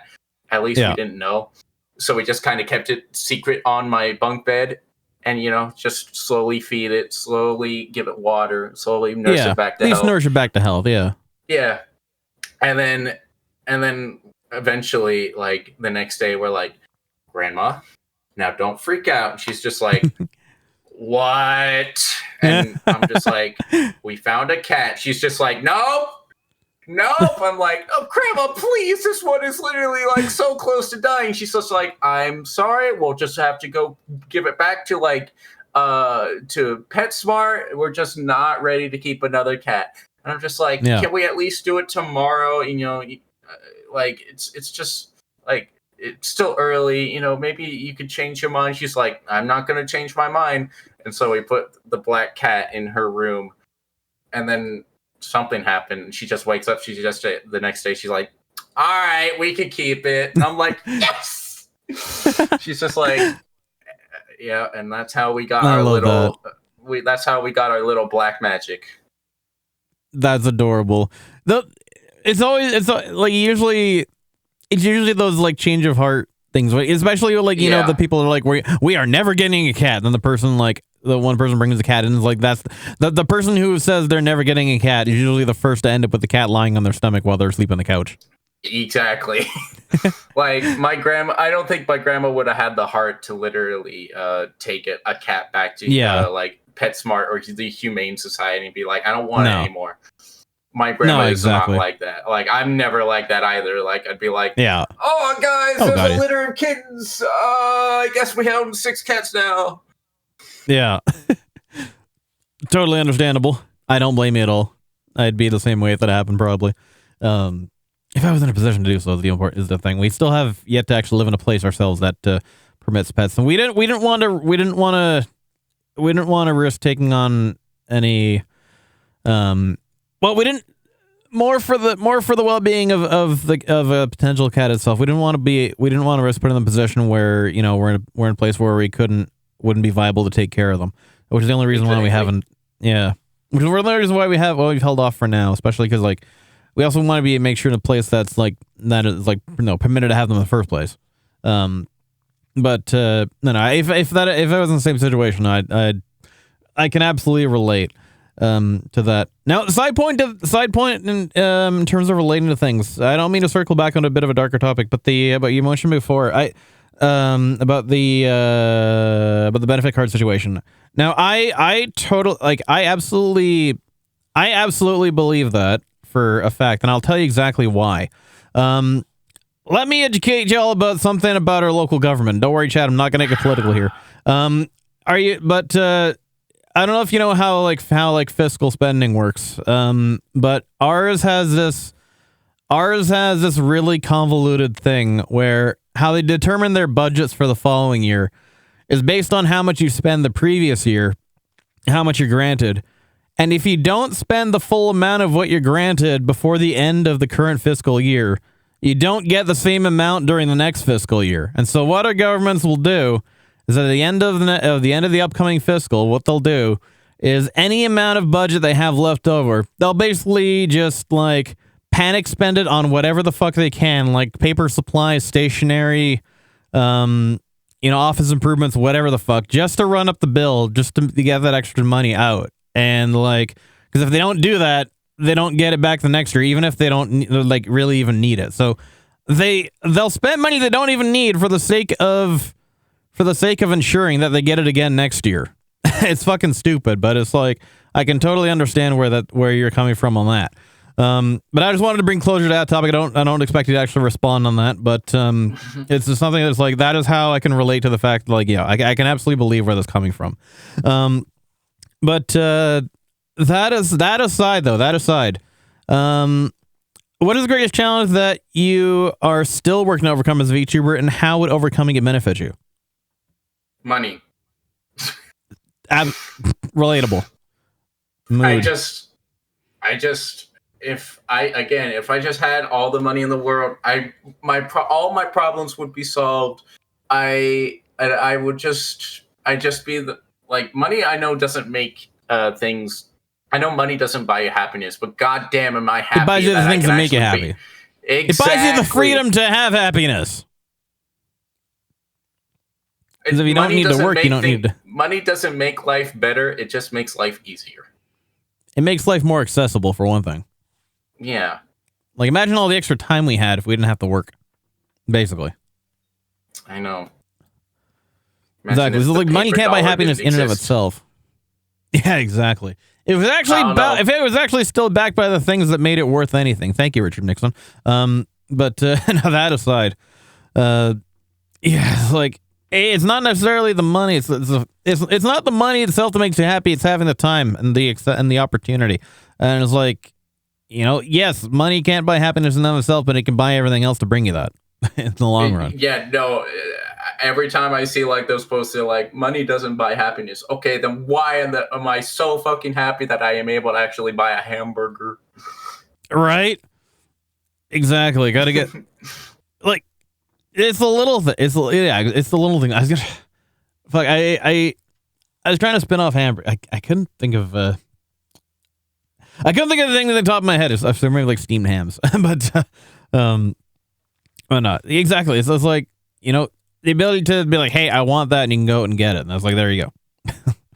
Yeah, but, and honestly, like, video games and food is my happiness. So, like, if someone is just going to be like, hey, here's a new Legend of Zelda game and, like, $100 gift card to, like, McDonald's or something, I'd be like, fuck yeah. Marry me. Exactly. There you go. It's better than a ring. Like, honestly, yeah, my ring is literally just chicken tenders. And exactly, an onion ring. Buffalo sauce. Oh, yeah, onion ring. Oh, my God, yeah. Hell yeah. Reminds me of the Simpsons meme where it's like, but a ring can buy you many chicken tenders. Explain how. Money can be exchanged for goods and services. The amount of times I've had friends, like, that, like, make my day. They're like, hey, I know you don't have you know, I know you don't have like Treat Stream and stuff, but if I send you like, you know, 30 to $40 worth of money, can you get something at DoorDash? I'm like, yes. Hell yeah. I've had someone literally be like, all right, I asked, what's my spending limit? They're like, less than 100. And I'm like, really? Damn.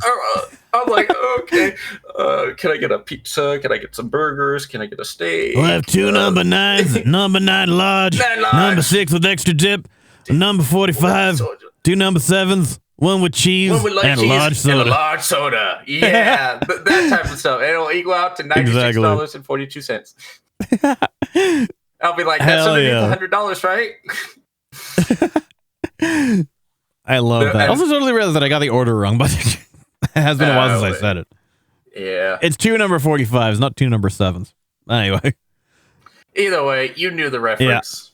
Yeah. Exactly. God, it's been so long since I played that. But anyway, that's awesome. It's like the best way to the heart is through the stomach and through the front door by using delivery. For sure. Exactly. Kettle says, "What talking about biggest most order when I worked at the KFC, someone actually ordered that much. We need to bring the wheelbarrow's worth of food to their car. Holy shit." I want that wheelbarrow. Same. Like, throw a signature on it. At least, by the way, hell yeah. What is your favorite fast food? My favorite fast food. Oh god. We have A&W here. I like their burgers. I do not have an A&W here. That's fair. If I had to pick like fast food, not counting things like Chinese food, things like that, right? Like basically your staple items like burger, Mexican, whatever the hell. It doesn't matter. I'm trying to figure out what is my go-to, and it's like, I mean, to be fair, do you have Tim Hortons there? I'm not Canadian. Oh, that's fine. They have expanded in the States, so I wasn't sure, but Louis, of course, yours would be Jollibee. I mean, what? As much as I hate to you know, like pigeonhole, what the Filipino person doesn't like a good Jollibee? Not gonna lie though, I do love my fried chicken. But it's so damn expensive here. It's like KFC just isn't worth them. Oh, we do have a Popeyes. I will say that. We also have a Mary Brown's, but I haven't been to that one yet. Favorite fast food. Yeah, shit. You guys don't have A&W, but I guess that's kind of what my main go-to is for burgers. Okay. My wife and I are having pizza later tonight, so it's kind of a little bit of everything. I don't know. I just like food. I like the food a little too much. I think my favorite fast food, if I had to like go in category, I'd say for burgers, it's Carl's Jr. For pizza, it's Little Caesars. It's hot and ready. Yeah, they have the pretzel crust back.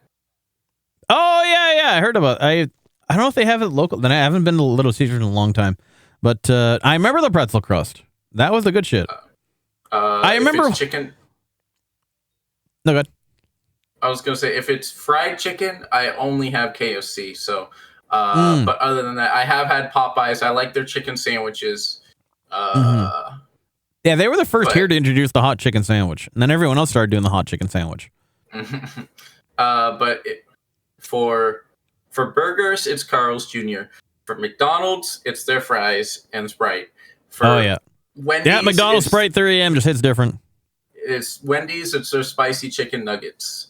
And for pizza, it's Little Caesars. And for fried chicken, it's KFC. Sounds like a good lineup. You know, I got a story about not KFC. I got a story about Little Caesars actually. This was like back in like 20.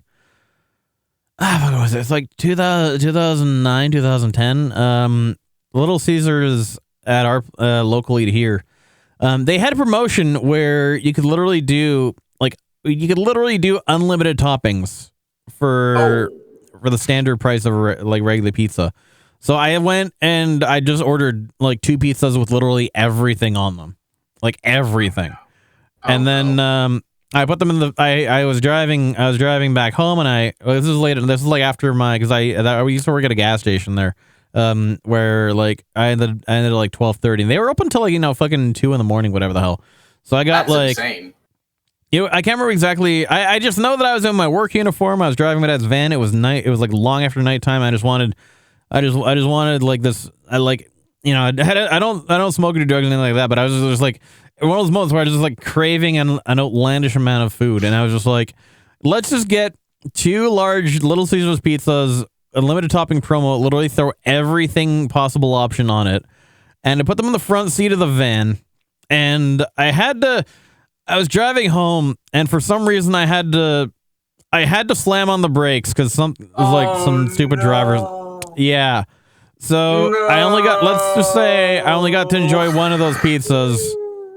And yeah, they ended up, it basically went into a self-induced calzone at that point and ended up upside down on the floor of the car. Yeah. And that was the first and last time I ever got to have like unlimited topping pizza from Little Caesars, and I never even got to enjoy it properly. And they never brought that promo back again, probably for good reason. No, yeah, because everything is so damn expensive. Yeah, so that was my cool into the fall of Rome at that point. I was also gonna ask I also forgot about Taco Bell. I do like Taco Bell too. But also, is there? I love Mexican food. All right, buddy. Yeah, I know it's not technically real Mexican food, but I like the idea. It gives the idea of Mexican food anyway. Allegedly. You say that to a Mexican family, they about to smack you with every chocolate they own. Now I know how to bug Scotchy from when I see him next. Just tell him how much I like Taco Bell. I was on Mexican streamer friends. Was there a certain fast food or like food item that was like only around for a limited amount of time and they've never brought it back? Never brought it back at all. Because I have 2 on the mind. I'm trying to think because I know the McRib comes back every now and then. Not the McRib. Yeah. I only tried it twice, and it was more just because I was a masochist. But God, I'm trying to think, and like, I know Pizza Hut had a poutine pizza, which was actually not that bad. Ow! Niall, good to see these well. Thanks for popping in. I don't know. We've always had like cheeseburger pizza and stuff. Cheeseburger pizza is fucking good. Especially if it's done by like a nice artisan place. Something that was around that never came back that I actually liked. I have 2 that I can think of. Hit me. Back in around, I would say 2010 to 2012. When did Cowboys versus Aliens come out? Actually, that'll help out. Cowboys versus. Sure, I remember that existed, but yeah, never remember the 2011. Okay, it was 2011.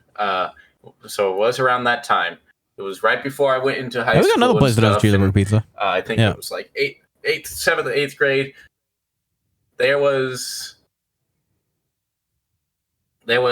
a item at McDonald's called the Spicy Chicken McBites. It was literally just popcorn, their own popcorn chicken. But Lord, was it the best. The amount of times I got popcorn or the Spicy Chicken McBites, I got like 3 orders of it when I was like in Modesto with my grandma, with nice. my dad's grandma, not my mom's grandma. Yeah. And we saw Cowboys versus Aliens after that. And then my mom's grandma, used to work at a residence home, and I had a friend that lived like literally next door, and I would spend the night at his house sometimes. And around 2:30, my grandma would just drive up to his house and hand us 2 big bags of McDonald's with large spicy chicken McBites and like French fries and drinks, and we were just having the times of our lives during that summer. Amazing. And I just miss when McDonald's made the spicy chicken McBites, and they still haven't brought them back. It's been 14 years, and God. I am begging them to literally bring them back. Oh yeah, no, my grandmas are legendary. Both my grandma for my mom and my dad. I don't see the one from my dad too often because she is in a different town. Understandable. But I am living with my mom's grandma. But the second item is a lot more recent. It is Taco Bell's Naked Chicken Chalupa, where they changed Is that the one where they use the? Oh wait, no, I'm thinking of shit. I'm thinking of. I just remember there was this one thing. It might have been a KFC thing, but they instead of using like a taco shell, they used like a chicken breast, and they made a taco shell. That's exactly what it is. That's exactly what it is. Oh my god! It's called the Naked Chicken Chalupa, and I wasn't interested in this item at first, but then a commercial came on for Taco Bell where one of the narrators called it the Naked Chicky Choop Choop, and I'm like, oh well, now I'm interested. Now it's obligatory. You got me. The Naked Chicky Choop Choop. So I'm like, you know what? Now I have to get it. So I went to Taco Bell. They put avocado ranch sauce on it, but I'm not a huge fan of that. So all I did was ask for no avocado ranch sauce. I got it with lettuce, tomato, and I also had them add steak. Nice. So it was a chicken taco. It was a chicken patty taco with lettuce, tomato, and steak. And Lord, I got like 3 of those. Oh, I miss them so much. I need them to come back. Oh, that's amazing. Fuck, I can just see that already. That is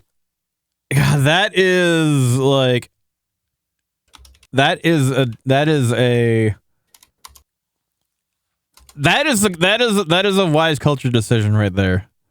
I'm the Naked Chicky Choop Choop. Unfortunately, we don't have Taco Bell where I am. We have Taco Time, which is kind of like if you get Taco Bell from Wish. Oh no. Taco Bell's okay. They added chicken nuggets. There you go.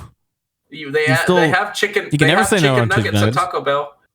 They're actually pretty decent too. Like I thought they were gonna be, not that great, but I like them more than their fries. I don't like the Taco Bell fries. Yeah, that's understandable. I mean, it's one of those things where you can never really, you got to be a pretty terrible restaurant to fuck up chicken nuggets. Is all I can say to that. I'm sorry. When the Szechuan sauce came back. Right. We tried to hunt down a McDonald's that had it. When we got it, I'm sorry, that sauce is so fucking mid. Yeah. That sauce is not as good as people thought it was. Like Rick and Morty just hyped it up to be the best sauce ever. It is not. It's one of those things where it's like never meet your heroes. It's the sauce equivalent of never meet your heroes. It really is I take a spicy buffalo sauce over Szechuan sauce any day. And I used to eat my chicken nuggets and like fries and everything with no sauce. And I always everyone is like always like complaining to me, why do you get no sauce with your chicken or like your nuggets or anything? I'm like, if the nugget needs to be bathed in the sauce to be good, it's not a good nugget. Exactly. The chicken should stand on its own, especially if it has legs.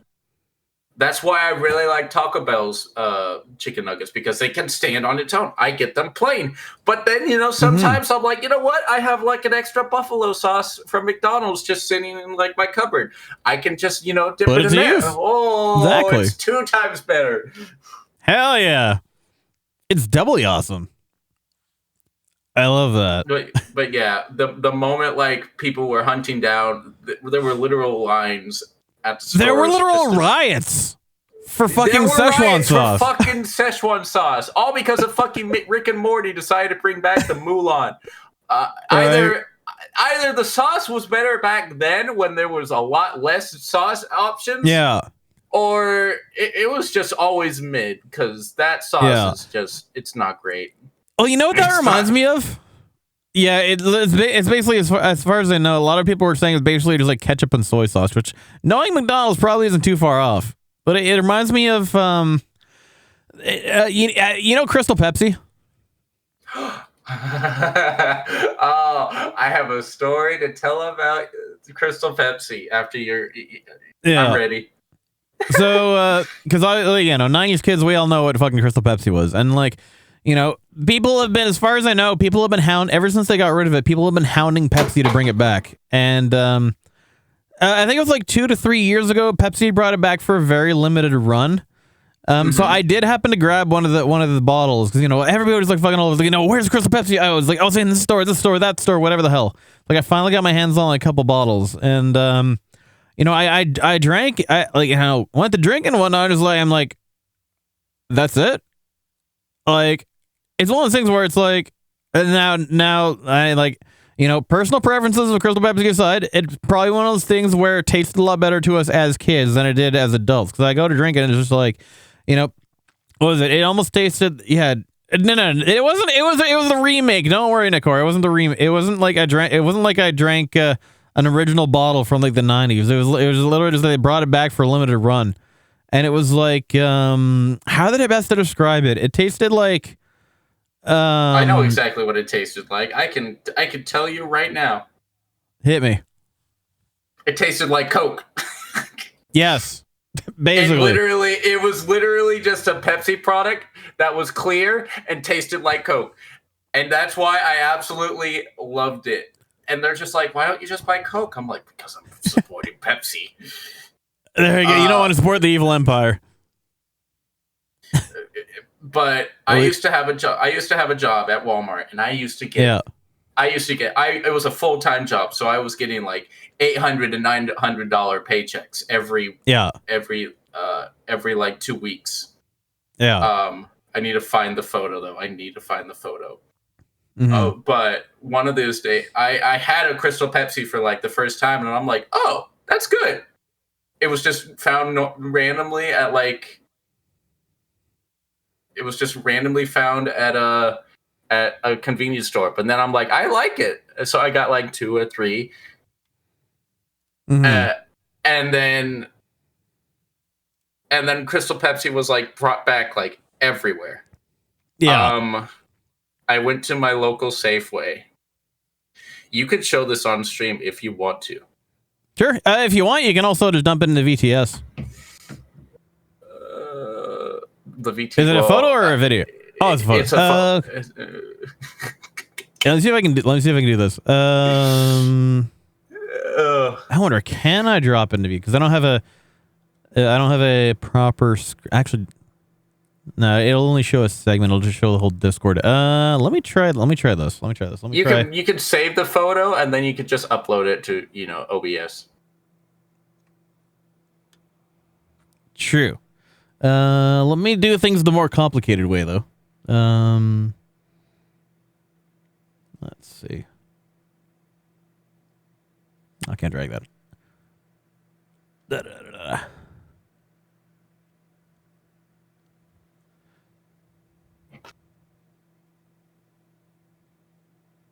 Try that. I see where this is going. One sec.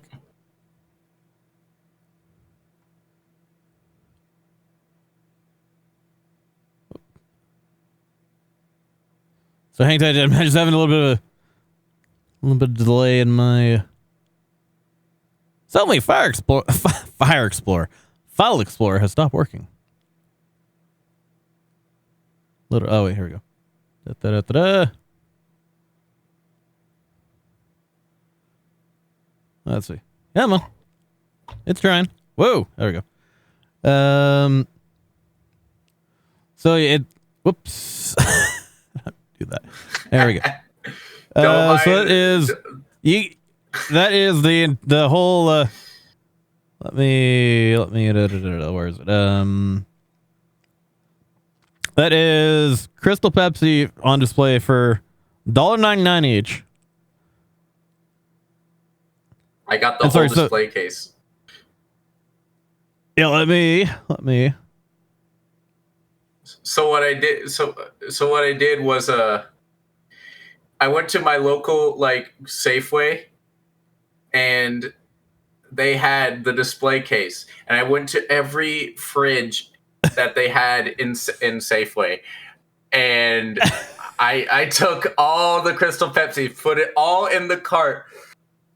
Everyone was looking at me like I was a madman. My whole cart was just full of Crystal Pepsis. I go up to the counter, and the dude is just absolutely like so stargazed and puzzled. Like, is this real? Is this really happening? Am I being pranked? Am I being punked? And I'm like, no, I'm actually gonna buy all this. He's like, you have the money for this, right? I'm like, yeah, I just got paid. He's just like, all right, I'll start ringing it up. And then, he rings it up, and I'm just like, that's every Crystal Pepsi you have in the store, right? He's like, you asked me. You're the one that hunted down for everyone. So I was like, can I go get the display? He's like, you know what? Sure. Fuck it, just take it at this point.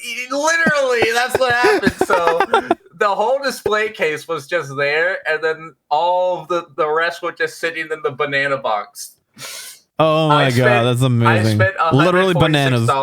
I spent $146 on Crystal Pepsi that day. And so that's what, like, well, obviously doing the math here, it's like 70. That's, it's 70 bottles, 73 bottles, whatnot. But still, that's that's legendary. That's getting money though. I love. My little brother was a little bitch though, and he tried to like get one up. My little brother is smart, but he's not that smart. He tried to drink the Crystal Pepsi and then filled it up with water, putting it back in the fridge, thinking I wouldn't notice. Of course. I'm like, this is not my Coke. Yeah. My little brother touched my Crystal Pepsi. But that was the last time I ever saw Crystal Pepsi. And that was the last time he ever laid a finger on it. For a minute, I thought you were going to say that was the last time I saw my brother, but that's not that. No, that was the last time I saw Crystal Pepsi. And I'm just like, I'd do it again if I had the money. I'll fucking do it again. I'll fucking do it. I'll fucking do it again. Murder. Wait, Goofy, that's not supposed to. The demons told me to. God damn it, Goofy! Your client is trying very hard to get you out of here. Yeah.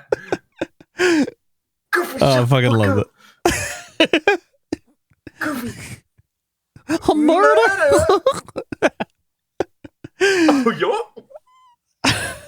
Oh yeah. So I love the Crystal Pepsi, and everyone was like crazy. They said this does not taste like Coke. And I'm like, literally have another sip of it, and then have a Coca-Cola right next to it, and tell me it won't taste the same. And then they do it. They're like, shit, you're right. I'm like, it's literally just Crystal Pepsi is literally just a Coke product. Just clear Coke. It's just clear Coke.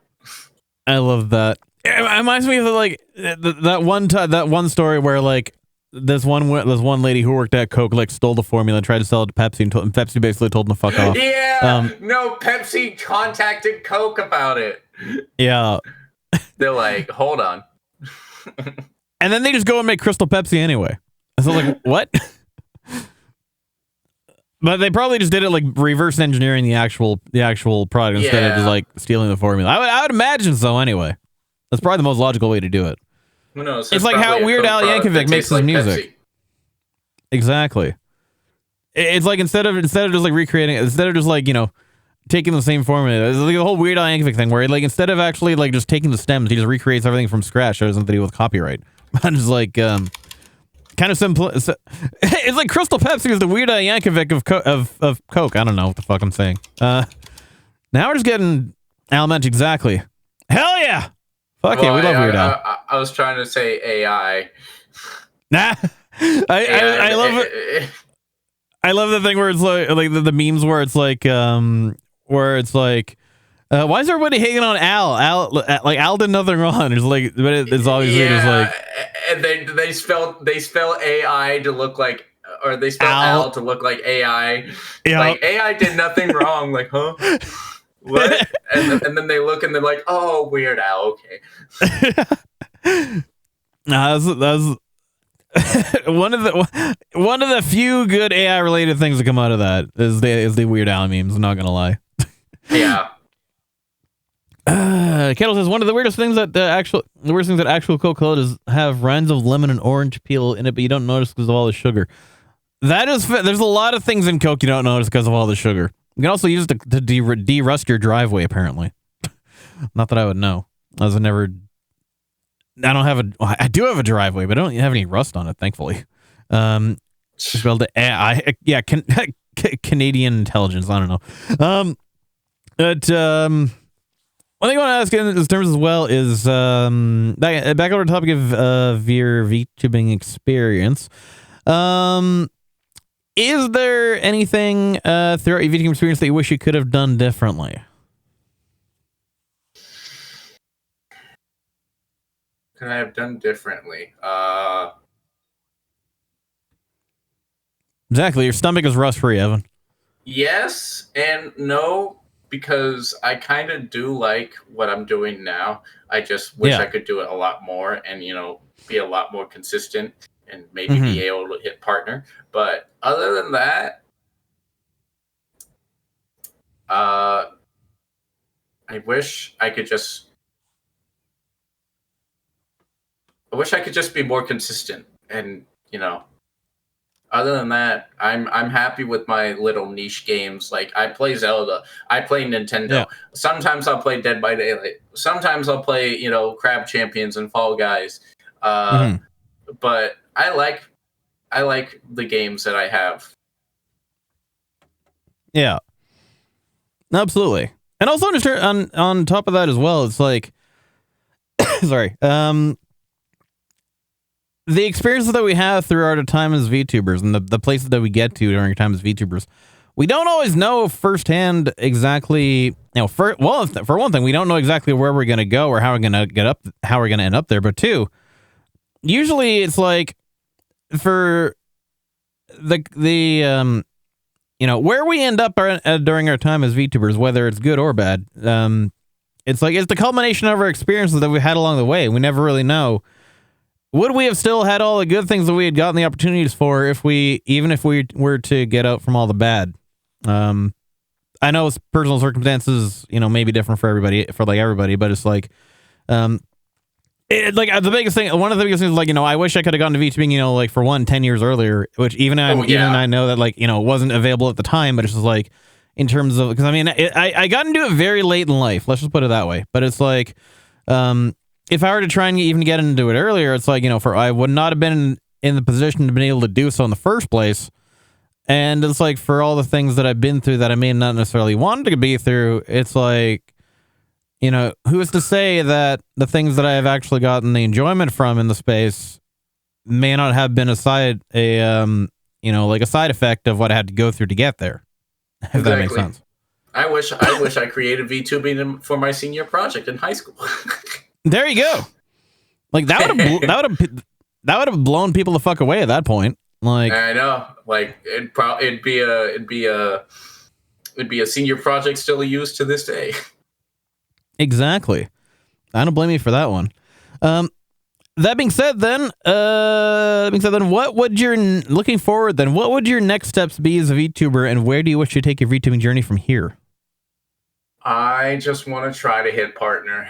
I'm tired. Understandable. I'm starting to get bored of 6-year affiliate anniversary events. I want to just eventually hit partner. I've been doing this for 6 years, and everyone is just every time someone meets me, they're like, "Oh, you're not partnered already?"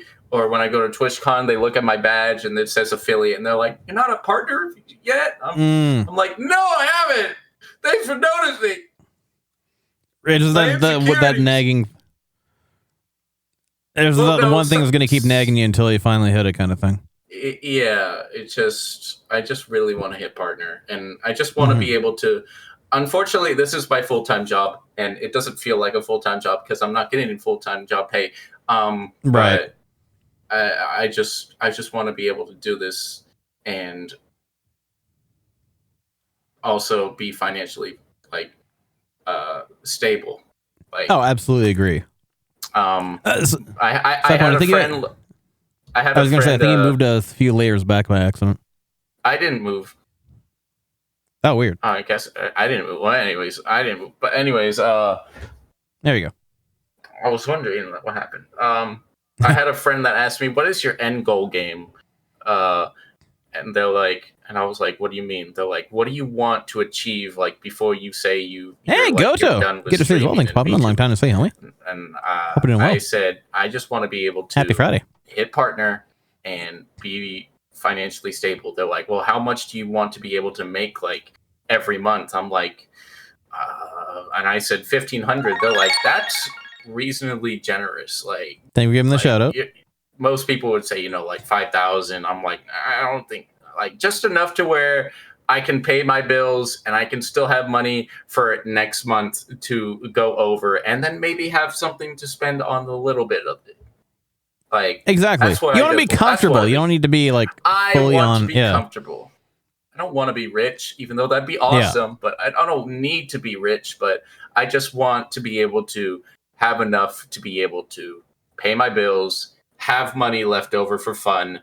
Nice, Goto. Well, I hope your maybe appointment goes well. Put some Thanks for popping aside in. for Hope your music's going well, whether too. I need to get a car or trying to put a down payment on a house. Just something to help further my career. Absolutely. That's my end goal game. If I'm able to do that, I feel like I've accomplished it as a streamer. You want to not have to worry about money is basically the thing.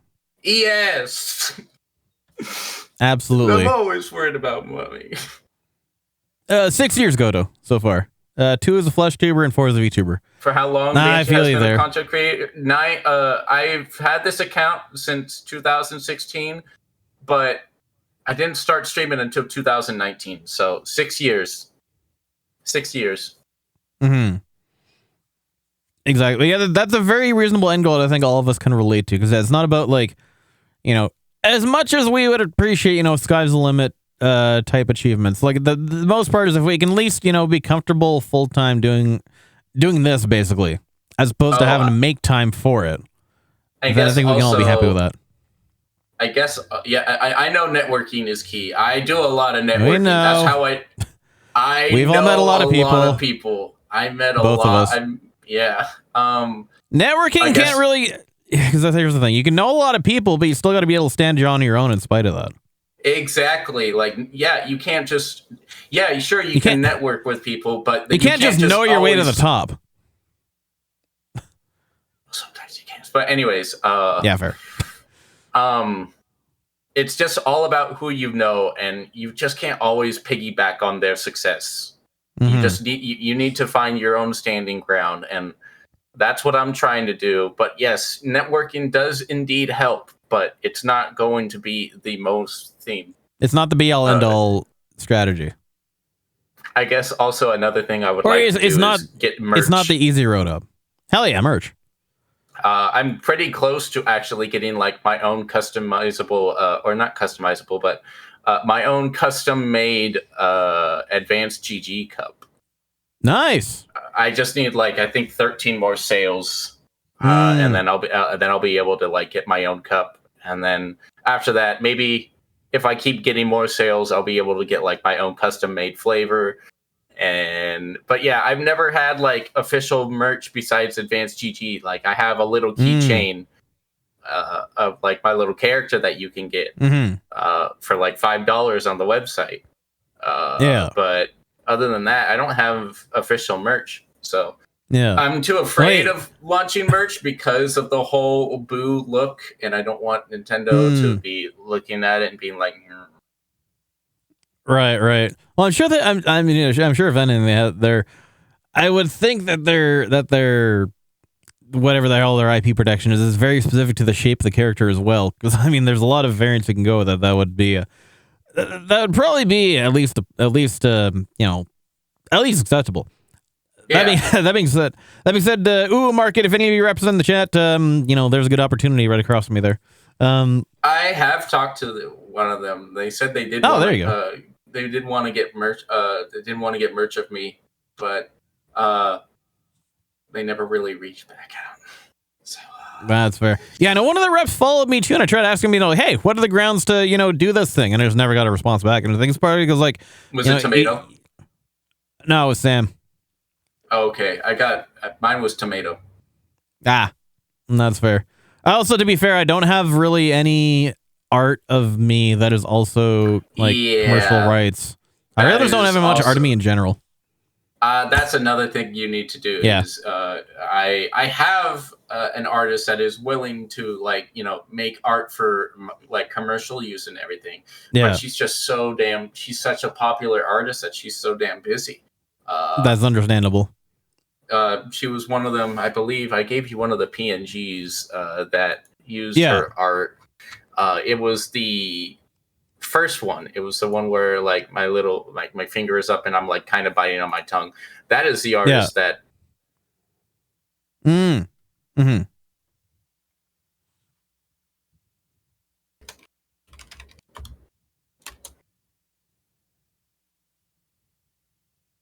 But yeah, I want to get merch. I want to be able to, be comfortable, be successful, not have to worry about getting evicted every month. Yeah. Stability is definitely the biggest, like I said, it's not to worry about things. Stability is the biggest incentive to be able to accomplish anything, really. I hear you there. So yeah, it's not that we want like some overly wild goals. We just want to be stable and comfortable. That's really all I can ask for. And just doing what we enjoy by doing so. So then that being said, then no, go ahead. I was gonna say, I would love to be able to do a charity event rather than an emergency donathon. Yeah, something you can do more of your own volition as opposed to of necessity. Exactly. I want to try to, I want to help support people, even though I still need support. But if I'm able to have a community big enough to support me, and then also have that side to also be able to support others, that's what I would like. Exactly. I don't think anybody can really follow you for that. That's a very, reasonable and commendable goal, honestly. All I can really say to that for sure. Yeah. Speaking of saying things, though, if you could say anything to any famous person, whether inside or outside the VTubing space, dead or alive, what would it be and who would it be and what would you say to them? Be yourself. Don't care what anybody says about your character, your lore, your design. Just be yourself. Try not be kind. First of all, just be kind. Don't be exactly doing don't be doing smasher passes and then absolutely just roasting the character on it. God, no. Just be kind. And just be yourself and just have fun. Don't yeah. Hey, Kyoto, good to see you as well. Thanks for popping in. How are you doing? Happy Friday to you. I guess just be yourself, be kind. Just be creative, be fun. Don't worry about what others have done that you don't think you haven't done. Exactly. Don't worry if the Simpsons did it. Simpsons did everything. All right. Simpsons did it. So we're never original, but at least make it seem original. Exactly. No, 100%. At least, don't try and build a brand based on what. Don't try and build a brand based on based on what other people have done that you're capable of doing yourself. Build a brand based on what you can do that other people have not done, or add your own. At least you're not seeing them do. Yeah, exactly. It's one of those things where it's the best advice that I can give anybody in terms of becoming somebody notable in any space is there's two ways to go about things. You can either be cool or you can be interesting. I prefer to be interesting over cool because cool just appeals to what people's preferences already are. Interesting is what appeals to people's curiosity. I'd rather I'd rather appeal to people's curiosity than appeal to their affirmations, if that's what makes sense. Mm-hmm. And so it's you're not you're not going to get anywhere just by doing the same things as everybody else. You got to stand out somehow. And you got to find how to do that, too.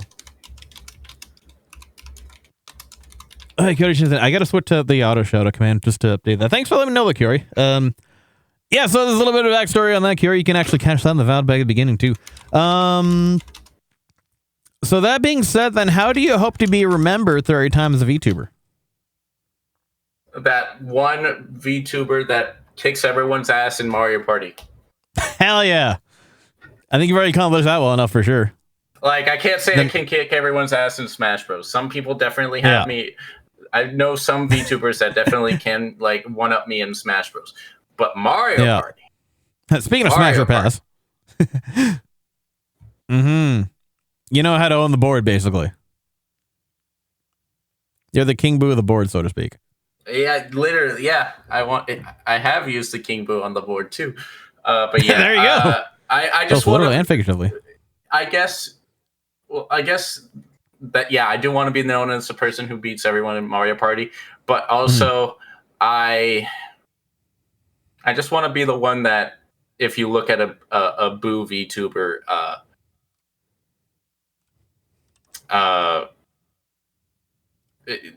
they just see like fun moments of Nintendo and just gameplay, because a lot of people are using a lot of popular VTubers nowadays are just using their platform to show like political stuff and stuff that just I don't like talking about, and it's just not fun, and drama. Well, we never came into space to be that kind of surrounded by that kind of content in the first place. Yeah, no, we came in here a lot of people to be away from all that. I want to be able to get away from all that, to be able to just play video games. What it meant to be a streamer. Like, sure, you could do... It's entertainment. Stream art. Yeah, entertainment, exactly. But I guess some people find entertainment from drama, and I just wish it wasn't always just so vile and toxic. Unfortunately. I want to break free! Break free! Exactly. Me when I'm an egg. Yeah, I just want to be known for someone who enjoyed playing video games and had some hype moments and some cool friends and a lot of Mario Party. Hell yeah. I can already know you well enough for that, for sure. Based on what I know about you so far. Based on what I've got to know about you for in this interview today as well. Couple questions more before we go. That being said, what would be your dream goal or dream experience as a VTuber if anything were possible? Sky's the limit in this case. Dream goal and dream experience. And/or dream experience. A collab with Takanashi Kiara. Maybe even playing Mario Party. Hell yeah. Because there you go. I know she plays Mario Party, and I know she's like chaotic and gremlin as hell. So yes, that's my type of energy I would love to see. And yes, Kiara has been my HoloLive Oshi since day one. I actually got a message from her a while back. It wasn't a positive and it wasn't a negative, but I remember Kiara was launching T-shirts of like her own art on it. Of the original HoloLive English members, and I was begging people like, "Where's the link?" And I got a link to it, and so I bought it. And so like maybe a week or two later, I got it. So I tagged Kiara and like all the other HoloLive members on it, and it was a little off. Like the design was like, it still technically was the art, but it was definitely ripped off, and that's why Kiara messaged me. She's just like, "Hey, she's like, hey, I just saw that you got the T-shirt. However, I will let you know that it is my bosses and stuff wanted to ask you where you got it, because that is a ripoff." And I'm like, "Oh my God, I'm so sorry." So I gave them all the information on where I got this website and all that. She's just like, "Thank you so much." And I'm just like, "I'm so sorry." She's like, "No worries. I appreciate you wanting to show support to us." And I'm just like, and she gave me the link to the correct address. And I'm just like, That's all. The fact that ow. Okay, the perfect timing on that. Incoming raid.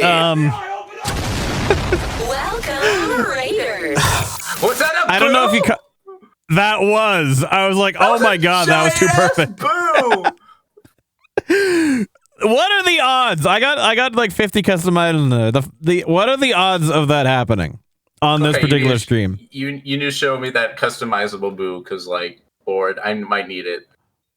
Gladly. I'll give you more details on that after, actually. First off and foremost, though, let us thank the wonderful Nox Maguma for the raid. They were doing Terraria. Hope they're doing well. They had a good stream as well. We are doing 1 in 50. Yeah, exactly. It's 1 in 50 chance of getting that hitting me. We're currently actually just on the tail end of an interview of Friday Morning 2 for 1 with the lovely Banshee Boo VT here in our studio. That being said, if anybody is, don't be afraid to raid and run if you need to. Get the 8 hours looking at the food to get the hydration as well, especially on the lovely Friday the 13th. Same goes for the Raiders. Nobody is obligated to stick around, but anybody is appreciated. But if y'all if y'all bail after Nox's long stream as well, then please make sure to take care of yourselves first and foremost. But thanks so much again for the raid. It was greatly appreciated. I'm going to give you one of these, of course. Exactly. But yeah, that was too good. That was too good. But no, yeah. What are the odds? That'll go down for the ages. But speaking of which, speaking of Friday the 13th, speaking of a lot of things.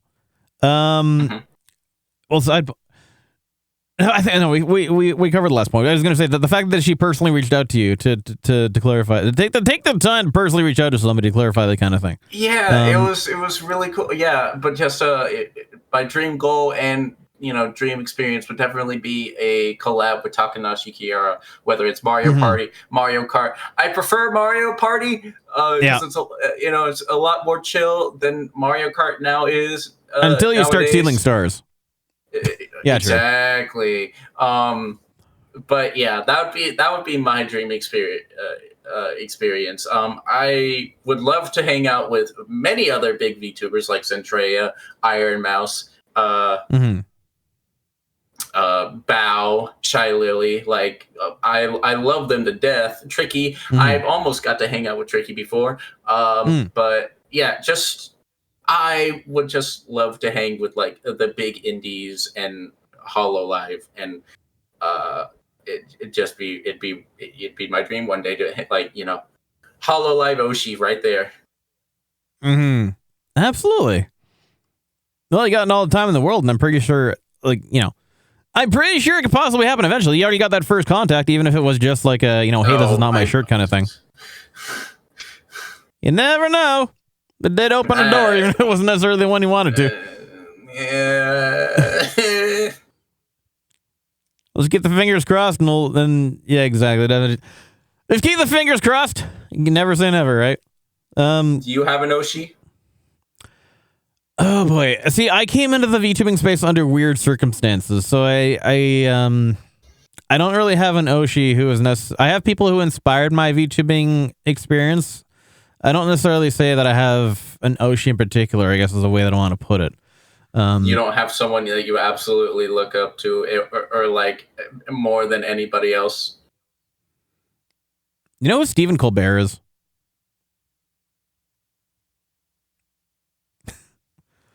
No. So I grew up watching like The Daily Show with Jon Stewart and the Colbert Report with Stephen Colbert. Before he became before he came like a late night talk show host. That was kind of the biggest influence, is how like my that's kind of how the biggest influence the biggest influence. Yeah, the Department of Redundancy department. That influenced my way of public speaking, and therefore also my way of presentation on stream. And also Harvey Birdman, the show, attorney at law. No, that's fair. It's all good. It's all good.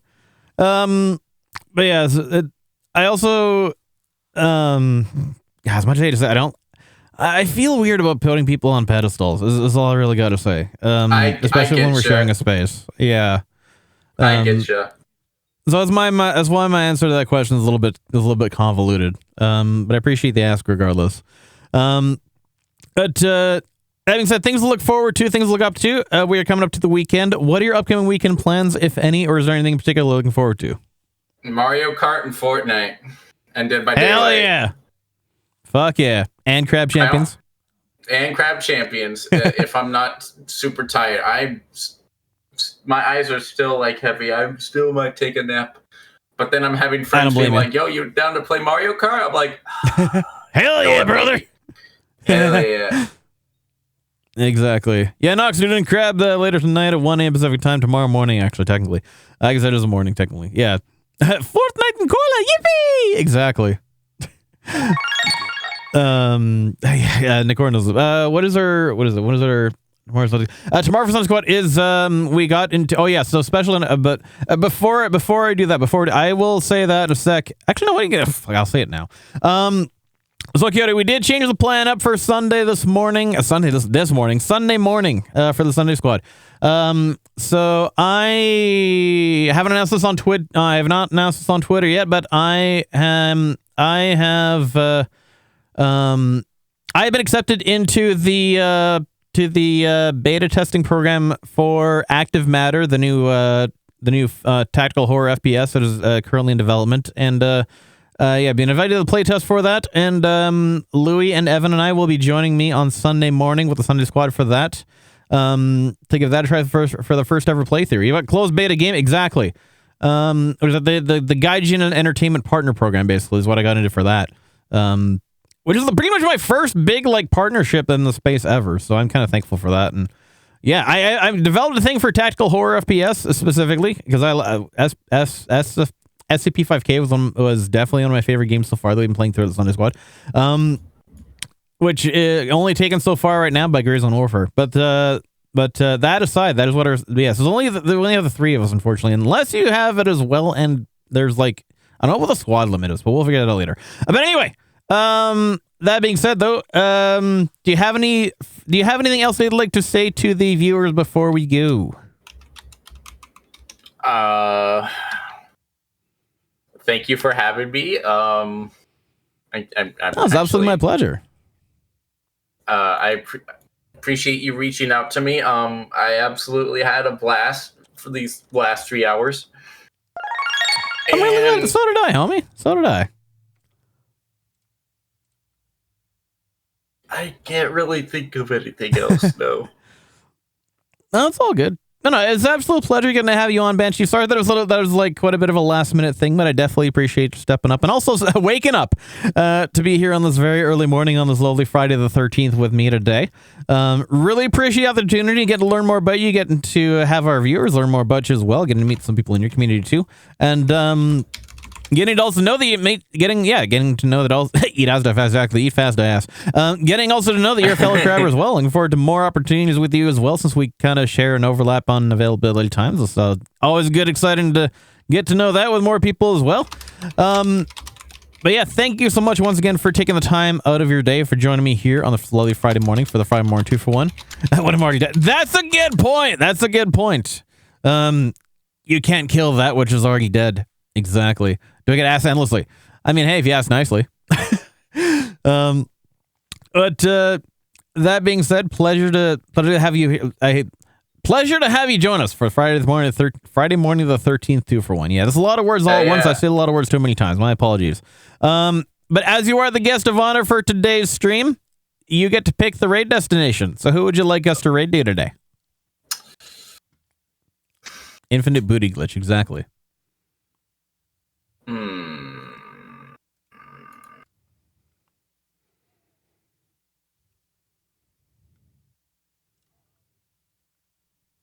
Actually, let's go raid someone who's doing a little bit of drinking right now, because this is the person that I did the Fortnite potion with. Their name is. I'll put their name in your chat. Thank you. Rings a bell. Let me see if I remember who that is. She's a water nymph VTuber, but she has a heavily love for frogs. Interesting. She's definitely not British. Somebody that. Gotcha. Well, that's I'm not going to explain his love, but no. I love my fellow. I was gonna say fellow. I'm not a Brit myself. I'm basically offshoot British. I'm Canadian. So, I don't think I've run into them before, but they definitely seem interesting.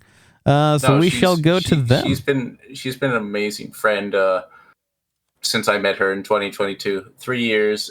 She just does. She does a lot of drinking, and lots of fun Tea, board right? games. Yeah, sure. Of course. But yeah, she does lots of drinking. She does lots of fun drinking party games. They're playing Liar's Dice right now. Interesting. But yeah. She also has a really good singing voice. This is how I first found her out, by her singing voice. I always love a good V singer, and it'd be even just a good singer in general. It's a talent that I definitely do not have. I found that out the hard way back before my debut. I don't have. Trust me, I can't sing either. Well, you're in good company. At least as long as I don't hit the karaoke machine. Nope. But yeah, we shall do the raid for that. They like doing so exactly. We're all VTubers. None of us are really normal at this point. Getting those clippers, everybody. You know the drill. And we're gonna raid out to the lovely Raymin. My apologies. Raymine. Orders. Raymine. Sorry. I'm gonna raid mine Raymine. There we go. I'm gonna put this back in the clippers. I got the clipboards mixed up here. This is the one I make all the Ray puns with. Ah, perfect. So we all know exactly what to do then. So she might regret this. Love that. What was I gonna say? Shit. I was trying to get last pun in, but I can't think of one. You bested me in that. That is a rare achievement. Hey. That is a rare achievement. Not gonna lie. Rate it and weep. Exactly. There we go. All right. On that note, chat. Remember, the world's your oyster. So make sure not to leave without a pearl necklace. See y'all next time, and Xiao meow. Kicking off your workday with a fresh-baked feline frenzy. You're watching and listening to Nyongo Bongo Dongo. Now let's get this bread.